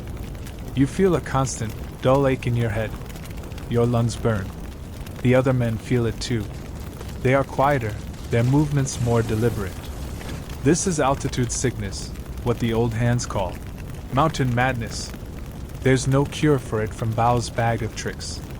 The only cure is to go down, and that is not an option. The camels, those masters of the desert, are no longer in their element. They are hardy and strong, but they are not mountain goats. They pick their way carefully along the narrow ledges, their movements suddenly seeming clumsy and precarious. Their groans now have a distinctly nervous edge to them. Grumbles looks at you with an expression that clearly says, "This was not in my job description." The journey slows to a crawl. The 15 or 20 miles you covered in a day on the plateau is now an impossible dream. You are lucky if you make 5. Your new enemy is gravity, a relentless force pulling you, your camel, and its 400 pounds of silk towards the abyss. The path is often no wider than 2 camels side by side. On your right is a sheer rock wall. On your left is a drop so deep you can't see the bottom, just a swirl of mist. You walk with one shoulder constantly brushing the rock, never looking down. Looking down is how you fall. You are no longer on a road, you are on a tightrope. This is a stark historical fact. The passage through the Pamirs was one of the most notoriously difficult and deadly sections of the entire Silk Road. Countless travelers, from the Chinese monk Xuanzang in the 7th century to later European explorers, wrote with awe and terror about these very passes, describing them as a realm of ice, wind, and treacherous spirits. As you climb higher, you enter a world of perpetual winter. Snow lies in the permanent shadows of the peaks. The wind is a razor, cutting through your worn wool tunic. At a small, windswept outpost, the Caravanbashi makes a change. Some of the camels are left behind, to be cared for by locals. In their place are yaks. Shaggy, sullen, immensely powerful beasts with a terrible attitude and an uncanny ability to find footing on sheer ice. You are also assigned a local guide, a mountain man with a face like a wind-eroded rock, whose people have lived in these peaks for centuries. The Caravanbashi's desert knowledge is useless here. This is a new kingdom with a new king. The glare from the snowfields is blinding. To combat it, you are given a piece of flat leather with 2 narrow slits cut in it. You tie it around your head. It's a primitive form of sunglasses, a quirky but essential piece of high-altitude technology to prevent snow blindness. It makes the world look like you're peeking out of a mailbox, but it saves your sight. Historians and geographers still debate the precise mapping of the high-altitude caravan trails. Unlike the desert routes, which were relatively stable, mountain paths were ephemeral. A single winter's avalanche could wipe a trail from existence. A rock slide could block a pass for years. A wooden bridge over a chasm could be washed away in a spring melt. This meant that the routes were constantly being rediscovered and rerouted. The map was not a document. It was the living memory of guides like the one now leading you. One afternoon, you come to the most terrifying place yet. A narrow bridge, made of 3 thick ropes, 1 to walk on and 2 to hold, spans a chasm hundreds of feet deep. The yaks are unloaded, and the cargo is carried across by the men, 1 bale at a time. Then the yaks are led across, 1 by 1. Your turn comes. You take a breath of the thin, icy air and step onto the rope. It sways violently. The wind howls up from the canyon below, trying to tear you from your perch. You fix your eyes on the rock on the other side and do not look down. Each step is a prayer. It's the worst team-building trust exercise in history. You finally make it to the other side, your legs trembling so much you can barely stand. You have crossed from one side of a canyon to another. But looking up, you see the pass is still far above you, a jagged notch of blue sky between 2 white peaks. You have climbed for days, endured the cold, the thin air, the terror of the heights. And you are not even close to the top. The roof of the world is a big place, and you have a long way to go before you can even think about coming down. The descent from the Pamirs is the ascent in reverse, but with one crucial difference: gravity is now your friend. Every downward step is easier than the last. The crushing headache recedes, and with each breath, your lungs feel like they are drinking in a thick, rich soup of air. The world begins to regain its color. The stark palette of white snow, black rock, and blue sky is slowly replaced by the muted greens of hardy alpine grasses, then the deeper greens of scrubby junipers. You trade the yaks back for the camels at the mountain outpost and begin to walk on paths that feel blessedly, miraculously wide. After weeks in the vertical prison of the mountains, you emerge onto a vast, fertile plain. The contrast is staggering. The air is warm and smells of dust, blossom, and irrigation. Green fields of wheat and cotton stretch to the horizon, crisscrossed by canals that glisten in the sun. This is Sogdiana, the heartland of the Silk Road, a lush garden nestled between brutal deserts and impassable mountains. Your destination is the city of Samarkand. Even from a distance, it looks different from Chang'an, where the Chinese capital was a masterpiece of orderly, rectilinear grids. Samarkand is a more organic sprawl, a city that seems to have grown rather than been planned. Its walls are the familiar mud brick, but the buildings rising behind them are topped with domes and arches of a kind you have never seen before, many of them covered in brilliant blue tiles that glitter like chips of the sky. As you enter the city gates, After the now familiar ritual of the caravanbashi paying a hefty entrance toll, you are plunged into a world that makes the caravanserai look like a sleepy village. This is a crossroads, and it feels like the entire world is here. You see men with pale skin and red beards from the distant west, dark-skinned merchants from India, Turkic nomads in felt hats, and of course, the Sogdians. They are everywhere. They are the city's lifeblood. Your caravanbashi, who has been a figure of remote, grim authority for this entire journey, transforms. Here, he is home. He moves with a new confidence, greeting other merchants in his native tongue, a rapid-fire language full of soft consonants and flowing vowels. He sheds his dusty travel robe for a magnificent tunic of green silk, and suddenly he is no longer just a caravan master, he is a prince of commerce. The main purpose of stopping here is to sell a portion of the silk you have so painstakingly hauled across mountains and deserts. The bales are unloaded into a spacious, secure warehouse. Soon the buyers arrive. They are Sogdians, like the caravanbashi, but they are his rivals, his colleagues, his customers. The negotiation that follows is a masterclass in tradecraft. It doesn't begin with business. First, tea is served. Sweet, fragrant tea, served in delicate porcelain cups that must have come from China on a previous caravan. There is polite, smiling conversation, translated for the few non-Sogdians present. Then, and only then, is the first bale of silk brought out. The buyers are meticulous. They don't just look at it, they experience it with all their senses. They unroll a bolt, the shimmering fabric cascading onto a clean cloth laid on the floor. They run their hands over it, feeling its weight and smoothness. They hold it up to the light, checking for the slightest imperfection in the weave. One merchant, a hawk-nosed man with calculating eyes, pulls a single thread from the edge of the fabric. He takes out a flint and steel and lights the thread. It burns with a quick, clean flame and smells of singed hair. He nods, satisfied. It's genuine silk. A thread from a lesser fabric like cotton would burn differently, smell different. It's a simple but effective test for quality control. Then the bartering begins. It's a quiet, intense dance. There is no shouting. Prices are not discussed openly. Instead, the merchants use a system of hand signals, their hands hidden from view under a large cloth. The caravanbashi touches the buyer's fingers in a specific way to signal a price. The buyer responds with a counteroffer, a different combination of presses and grips. It's a silent, secret language of commerce. This is a well-known historical fact.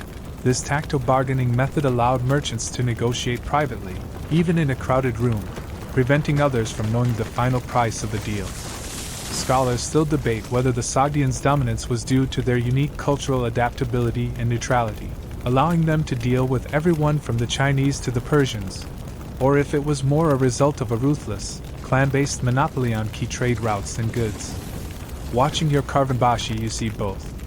He is charming and polite, a perfect diplomat. But when he negotiates, his eyes are as hard as stone. He is a predator, and this is his hunting ground. During a break in the negotiations, a messenger arrives, handing the caravanbashi a small, folded piece of paper. It's a letter from his wife, who is managing their family's business interests in another city hundreds of miles away. This is your quirky tidbit. The Sogdians maintained a sophisticated postal system, and a number of their ancient personal and business letters have survived, giving us an incredibly intimate look into their lives. They reveal a people scattered across Asia, bound by complex networks of family, debt, and affection, constantly worrying about profits, bandits, and news from home. Not so different from you, after all. You, the lowly camelier, watch all of this from the sidelines, a silent observer. You have walked halfway across the known world, suffered through heat, cold, and terror, all for this moment. To see a bale of cloth you carried be transformed, through this strange, silent ritual, into a mountain of silver coins. You realize the Silk Road is not just a path.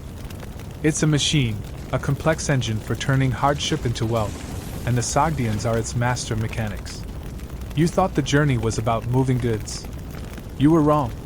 It's about moving value. The silver coins disappear into the caravanbashi's locked chests, their clinking sound a final, satisfying punctuation mark on the long journey from Chang'an. For a day, your string of camels feels unnervingly light. Walking them to the well is easy. They seem almost cheerful without the crushing weight of the silk. But there's an emptiness to it. You've done your job, delivered the goods, but the journey isn't over. It's only half done. You are in the middle of the world, and now you have to go back. A caravan never travels empty if it can help it. An empty camel is a lost profit. The day after the big sale, the warehouse, which had seemed so cavernous after the silk was sold, begins to fill up again. But this time, the goods are flowing in, not out. The caravanbashi, flush with cash, is on a shopping spree, and you are about to meet the cargo for the return leg. It's a completely different world of objects, a menagerie of Western wonders destined for the insatiable markets of the Tang capital. First comes the glass. You've seen glass before, of course, crude, greenish-tinged bottles and thick, clunky beads. But this is something else entirely. Crates are brought in, padded with straw, and the caravanbashi inspects a piece. It's a wine goblet, likely from Syria or a Roman workshop further west. It's as clear as ice, impossibly thin, and etched with delicate, swirling patterns. He holds it up to a sunbeam, and it throws a splash of rainbow-colored light onto the wall. It feels like solidified magic. You, who have spent a year hauling durable, forgiving bales of cloth, are now going to be responsible for carrying thousands of miles of this fragile treasure. The thought of a camel stumbling on a mountain path makes you break into a cold sweat. Give me a 400-pound bale of silk over a 1-pound glass goblet any day. At least when you drop the silk, it doesn't shatter into 1,000 unsalvageable pieces. Then comes the metalwork. Heavy chests are lugged in, containing silver ewers from Persia, their surfaces covered in breathtakingly intricate scenes of hunting and royal life. There are bronze mirrors, far clearer and more ornate than the ones you are used to. There are even gold coins from the distant Byzantine Empire, stamped with the profile of a stern-faced emperor you've never heard of, destined to be melted down for their precious metal. The transfer of these luxury goods is a well-known historical fact. While silk was the primary commodity flowing west, this reverse traffic of glassware, metalwork, and other manufactured goods was a crucial part of the economic equation, bringing new artistic styles and technologies into China. But it's not all silent, inanimate treasure. Crates of plants and sacks of seeds are brought in. This is the living cargo. You see bundles of grapevines, carefully wrapped in damp cloth. Grapes, and the wine made from them, were a wildly popular exotic import in China, a taste of the West that the Tang elite couldn't get enough of. There are sacks of walnuts, of figs, of pomegranates, and most importantly, sacks of alfalfa seeds. This humble plant was a game-changer, a high-protein fodder for horses that allowed empires to breed larger, stronger war horses, the tanks of their day. You are not just carrying snacks, you are carrying the seeds of agricultural and military revolutions. Historians still debate the true economic balance of the Silk Road. Did the value of these Western goods, the glass, the metal, the new crops, truly equal the immense sums of gold and silver that the Roman and Persian worlds paid for Chinese silk? Or was there a significant trade imbalance, with the East holding a distinct economic advantage? Looking at the piles of goods, it's hard to say. The silk felt ethereal and priceless. This stuff feels heavy, solid, and wonderfully strange. And some of it is very, very strange. The caravanbashi is shown a bolt of what looks like pale, dirty white linen. It's coarse and unappealing. The merchant selling it, a smooth talker from the mountains, takes a corner of the cloth and holds it in the flame of an oil lamp. It does not burn. It simply glows red hot. He pulls it out, shakes it, and the soot falls away, leaving the cloth perfectly clean and white. Your jaw drops. This is your quirky tidbit of ancient trade, asbestos. Known in the West as salamander's wool. It was a mineral fiber woven into a fireproof cloth, considered a great and mysterious novelty in China. The merchant explains you can clean your tablecloth by simply throwing it in the fire. It's the ultimate in self-cleaning technology, with only minor, unforeseen health consequences centuries down the line. Finally, the loading begins again. It's a new science. The heavy chests of metal must be placed at the bottom. The fragile crates of glass must be padded with immense care and positioned where they will sway the least. The living plants need air.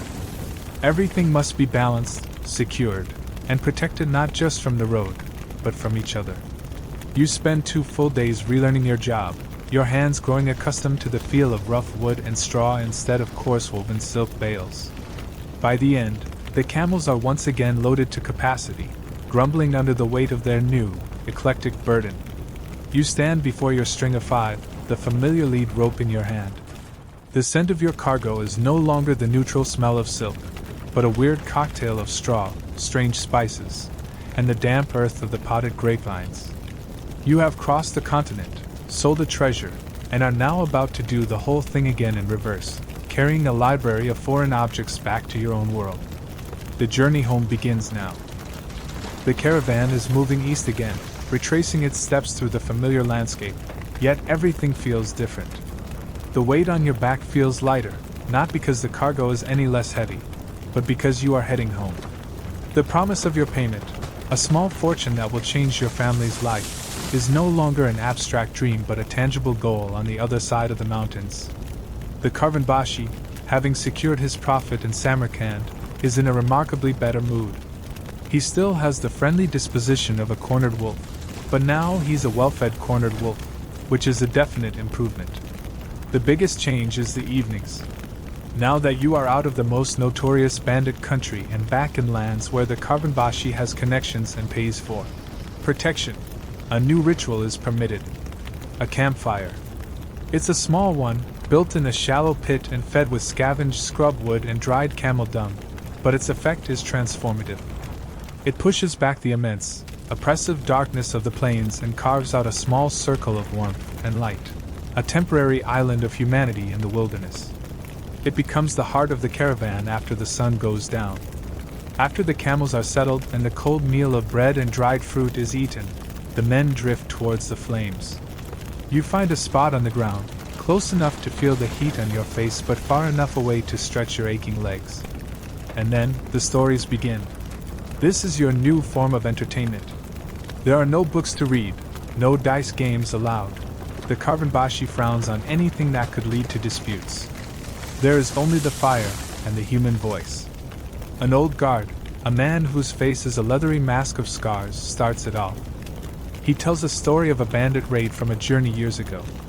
In his telling, there weren't just a few thieves, there was a horde of them. As numerous as ants on a spilled pot of honey. He describes his own heroic, single-handed defense of the caravan in such vivid, exaggerated detail that you can almost hear the clash of swords. The other guards who were there with him just chuckle and shake their heads. It's the Silk Road equivalent of a fishing story. The bandit gets bigger and more ferocious with every telling. Then it's your turn. Someone asks you, the boy from the great capital, to tell them about Chang'an. You try to describe the sheer scale of the city walls, the thunder of the morning drum, the dizzying array of goods in the markets. But your words feel clumsy and plain compared to the guard's epic saga. You realize that out here, a good story is its own kind of currency, and you are still a pauper. The real value of these nightly gatherings, you soon learn, is not just entertainment. It's news. This is a fundamental historical fact of the pre-modern world. Information traveled at the speed of a walking man or a galloping horse. The campfire was the nightly news broadcast, the international forum, the live tweeting of its day, just with a significant time lag. A Persian merchant who joined the caravan in Samarkand shares what he heard from a traveler from even further west. He speaks of a new ruler in one of the small kingdoms near the Black Sea, of a plague that has afflicted a port city on the Mediterranean. The news is months, maybe even a year old, but it's the freshest intelligence available. It's like getting last season's newspaper, but it's still the only paper you've got. This information is vital for merchants like the Caravanbashi. A new ruler might mean new taxes. A plague might mean a closed port and a disrupted supply chain. They listen with quiet intensity, filing the details away. Historians still debate whether these campfire stories were primarily a form of entertainment and morale boosting, or if they served as a more formal, albeit unreliable, network for transmitting crucial commercial and political intelligence. Listening to the mix of heroic fantasy and hard-nosed economic data, it's clear they were both at once. The stories of battles and monsters kept your spirits up, while the news of shifting taxes and trade routes kept you in business. And there are monsters. This is the quirky, fantastical side of the Campfire University. Another traveler, a man from the mountains, tells a tale his grandfather told him. He speaks of the Great Rock, a bird so enormous it was said to prey on elephants, whose feathers were the size of palm trees. He claims that a single rock feather, if you were lucky and foolish enough to find one, could be sold for a king's ransom in India. Others tell stories of the mountains you just crossed, claiming they are home to griffins, fierce creatures with the body of a lion and the head and wings of an eagle, who guard veins of gold. Are the stories true? Almost certainly not. But in a world so vast and full of wonders like fireproof cloth and talking sands, who is to say for sure? It makes the world feel bigger, more magical, and infinitely more interesting. Not all the stories are epic. Some are small and personal. A man sings a sad, haunting song from his home village about a lover left behind. Another tells a funny, self-deprecating story about the time his camel ran off with all his clothes while he was bathing in an oasis stream. For the first time, you see these hard, silent men not as guards or cameleers, but as people. They have histories, heartbreaks, and a surprisingly terrible sense of humor. The fire melts away their professional masks. As the flames burn low, turning to glowing embers, the stories trail off. A comfortable silence settles over the group. You lie back on your bedroll, the smell of wood smoke in your clothes, the tales of heroes, monsters, and distant markets swirling in your head. You have shared food and hardship with these men for a year. But it's here, in this small circle of firelight, sharing words, that you finally feel like you are truly part of the caravan. The firelight stories and shared news have stitched the caravan into something more than just a business enterprise. There's a new ease between the men, a familiarity born of shared jokes and a common goal. The journey homeward, which you had dreaded would be a monotonous replay of the first leg, feels entirely new. You are no longer a terrified novice, you are a veteran. You know the rhythm of the march, the moods of your camels, the taste of the wind that signals a change in weather. You recross the desert, but the singing sands no longer sound like ghostly moans. They sound like the land's own deep hum. The mirages are no longer cruel temptations, but familiar tricks of the light that you greet with a knowing nod. When a sandstorm hits, you and the other cameleers move with practiced efficiency, creating the circle of kneeling camels without panic, huddling behind them like old friends sheltering under a shared cloak. You have learned the language of this place. The journey through the Heshi corridor, the long, narrow passage leading back towards the heart of China, feels like a triumphal procession. The oases are no longer strange, threatening fortresses, but familiar, welcome ports of call. You recognize the faces of the innkeepers. You know which stall sells the best noodles. You have become a seasoned traveler. One evening, as you are loading fodder for the camels, the Karvanbashi approaches you. He doesn't say a word. He just watches you for a moment, his obsidian eyes taking in your confident movements, your calloused hands, the easy way you handle the animals. Then he gives a single, curt nod. It's not praise. It's not a thank you. It is something more profound. It is an acknowledgement. In his eyes, you are no longer the green boy who fumbled with the ropes in Chang'an. You are a cameleer. You have earned your place. It feels more valuable than the silver you have been promised. The most significant change, however, is not in you, but in the nature of the road itself. On the journey west, you were an exporter, a single thread moving in one direction. Now, heading east, you are part of a great river of commerce flowing towards China. You begin to encounter other caravans more frequently. Some are small, private ventures. Others are massive, official-looking embassies, with brightly colored banners and soldiers in gleaming armor, carrying tribute from the Western kingdoms to the Tang Emperor. This is the key historical fact of the Silk Road. It wasn't just about private merchants. It was deeply intertwined with diplomacy and statecraft. The tribute, carried by these embassies was often a thinly veiled form of trade. A Western king would send a gift of fine horses or exotic animals to the emperor, and the emperor, to demonstrate his superior magnificence, would send back a gift of silk and gold worth many times more. It was a system that reinforced China's political dominance while also facilitating a massive exchange of goods. It was politics and business fused into one grand, theatrical performance. You pass one such embassy, a train of Bactrian camels loaded with cages. Inside one of the cages is a creature you have only ever seen in paintings. It's a lion, a magnificent, tawny beast with a great, shaggy mane. It paces back and forth, its yellow eyes burning with a caged fury. It is a living, breathing piece of the Wild West, destined for the emperor's private menagerie. In another cage are a pair of what the locals call heavenly horses, peacocks, their iridescent tail feathers folded away, unaware they are about to become a fashion sensation in the capital. Historians still debate the true nature of this tribute system. Was it a genuine act of political submission by smaller states to the mighty Tang Empire? Or was it a clever economic strategy, a way for Western rulers to gain preferential access to the lucrative Chinese market under the guise of diplomatic protocol? The lion in its cage seems to believe it's the former. The Sogdian merchants accompanying the embassy, counting their potential profits, are almost certainly banking on the latter. And here's a quirky, fascinating detail you witness firsthand. As you near the great city of Dunhuang, a major Buddhist center and military garrison, you see not a caravan, but a single man walking alone, heading west. He carries a heavy-looking pack on his back, and he leans on a sturdy staff. He is a Chinese Buddhist monk. He is going on a pilgrimage, a journey in the opposite direction of everyone else, seeking not wealth, but sacred texts and wisdom from the faith's heartland in India. He is the mirror image of the monk you saw in the caravanserai so long ago.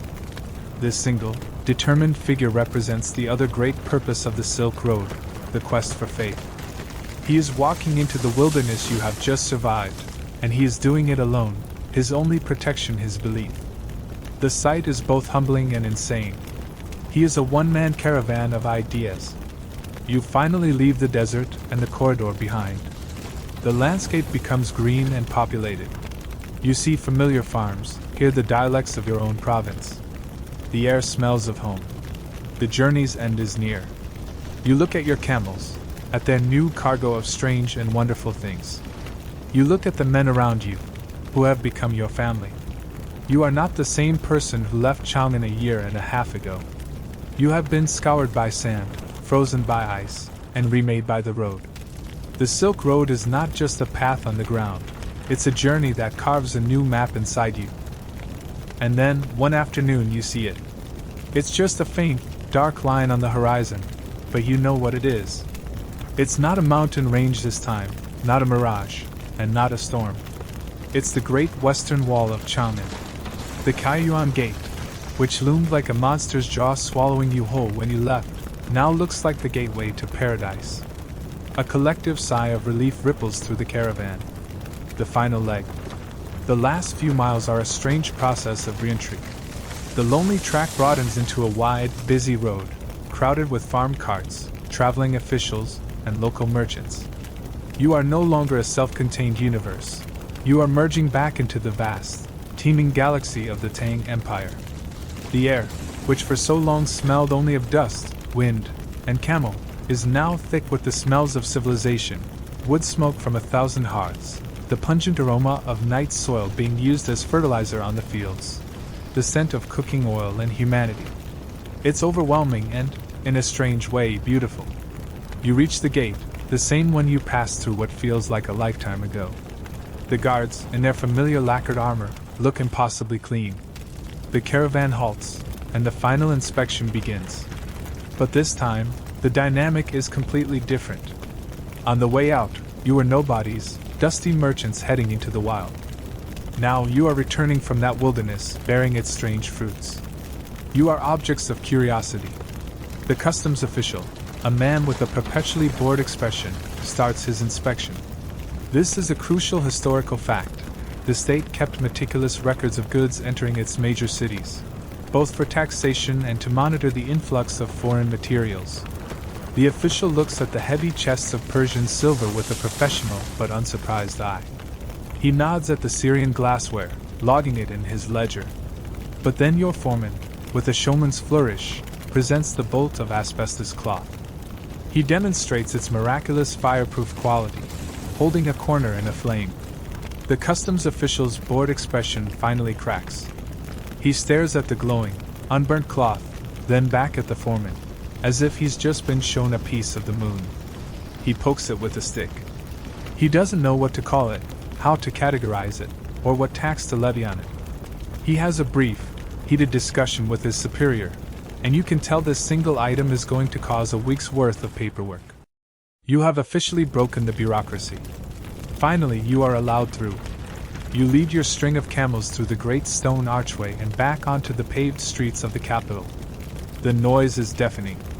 The sheer number of people is dizzying. After more than a year in the vast, empty spaces of the world, being surrounded by a million strangers feels more intimidating than facing a sandstorm.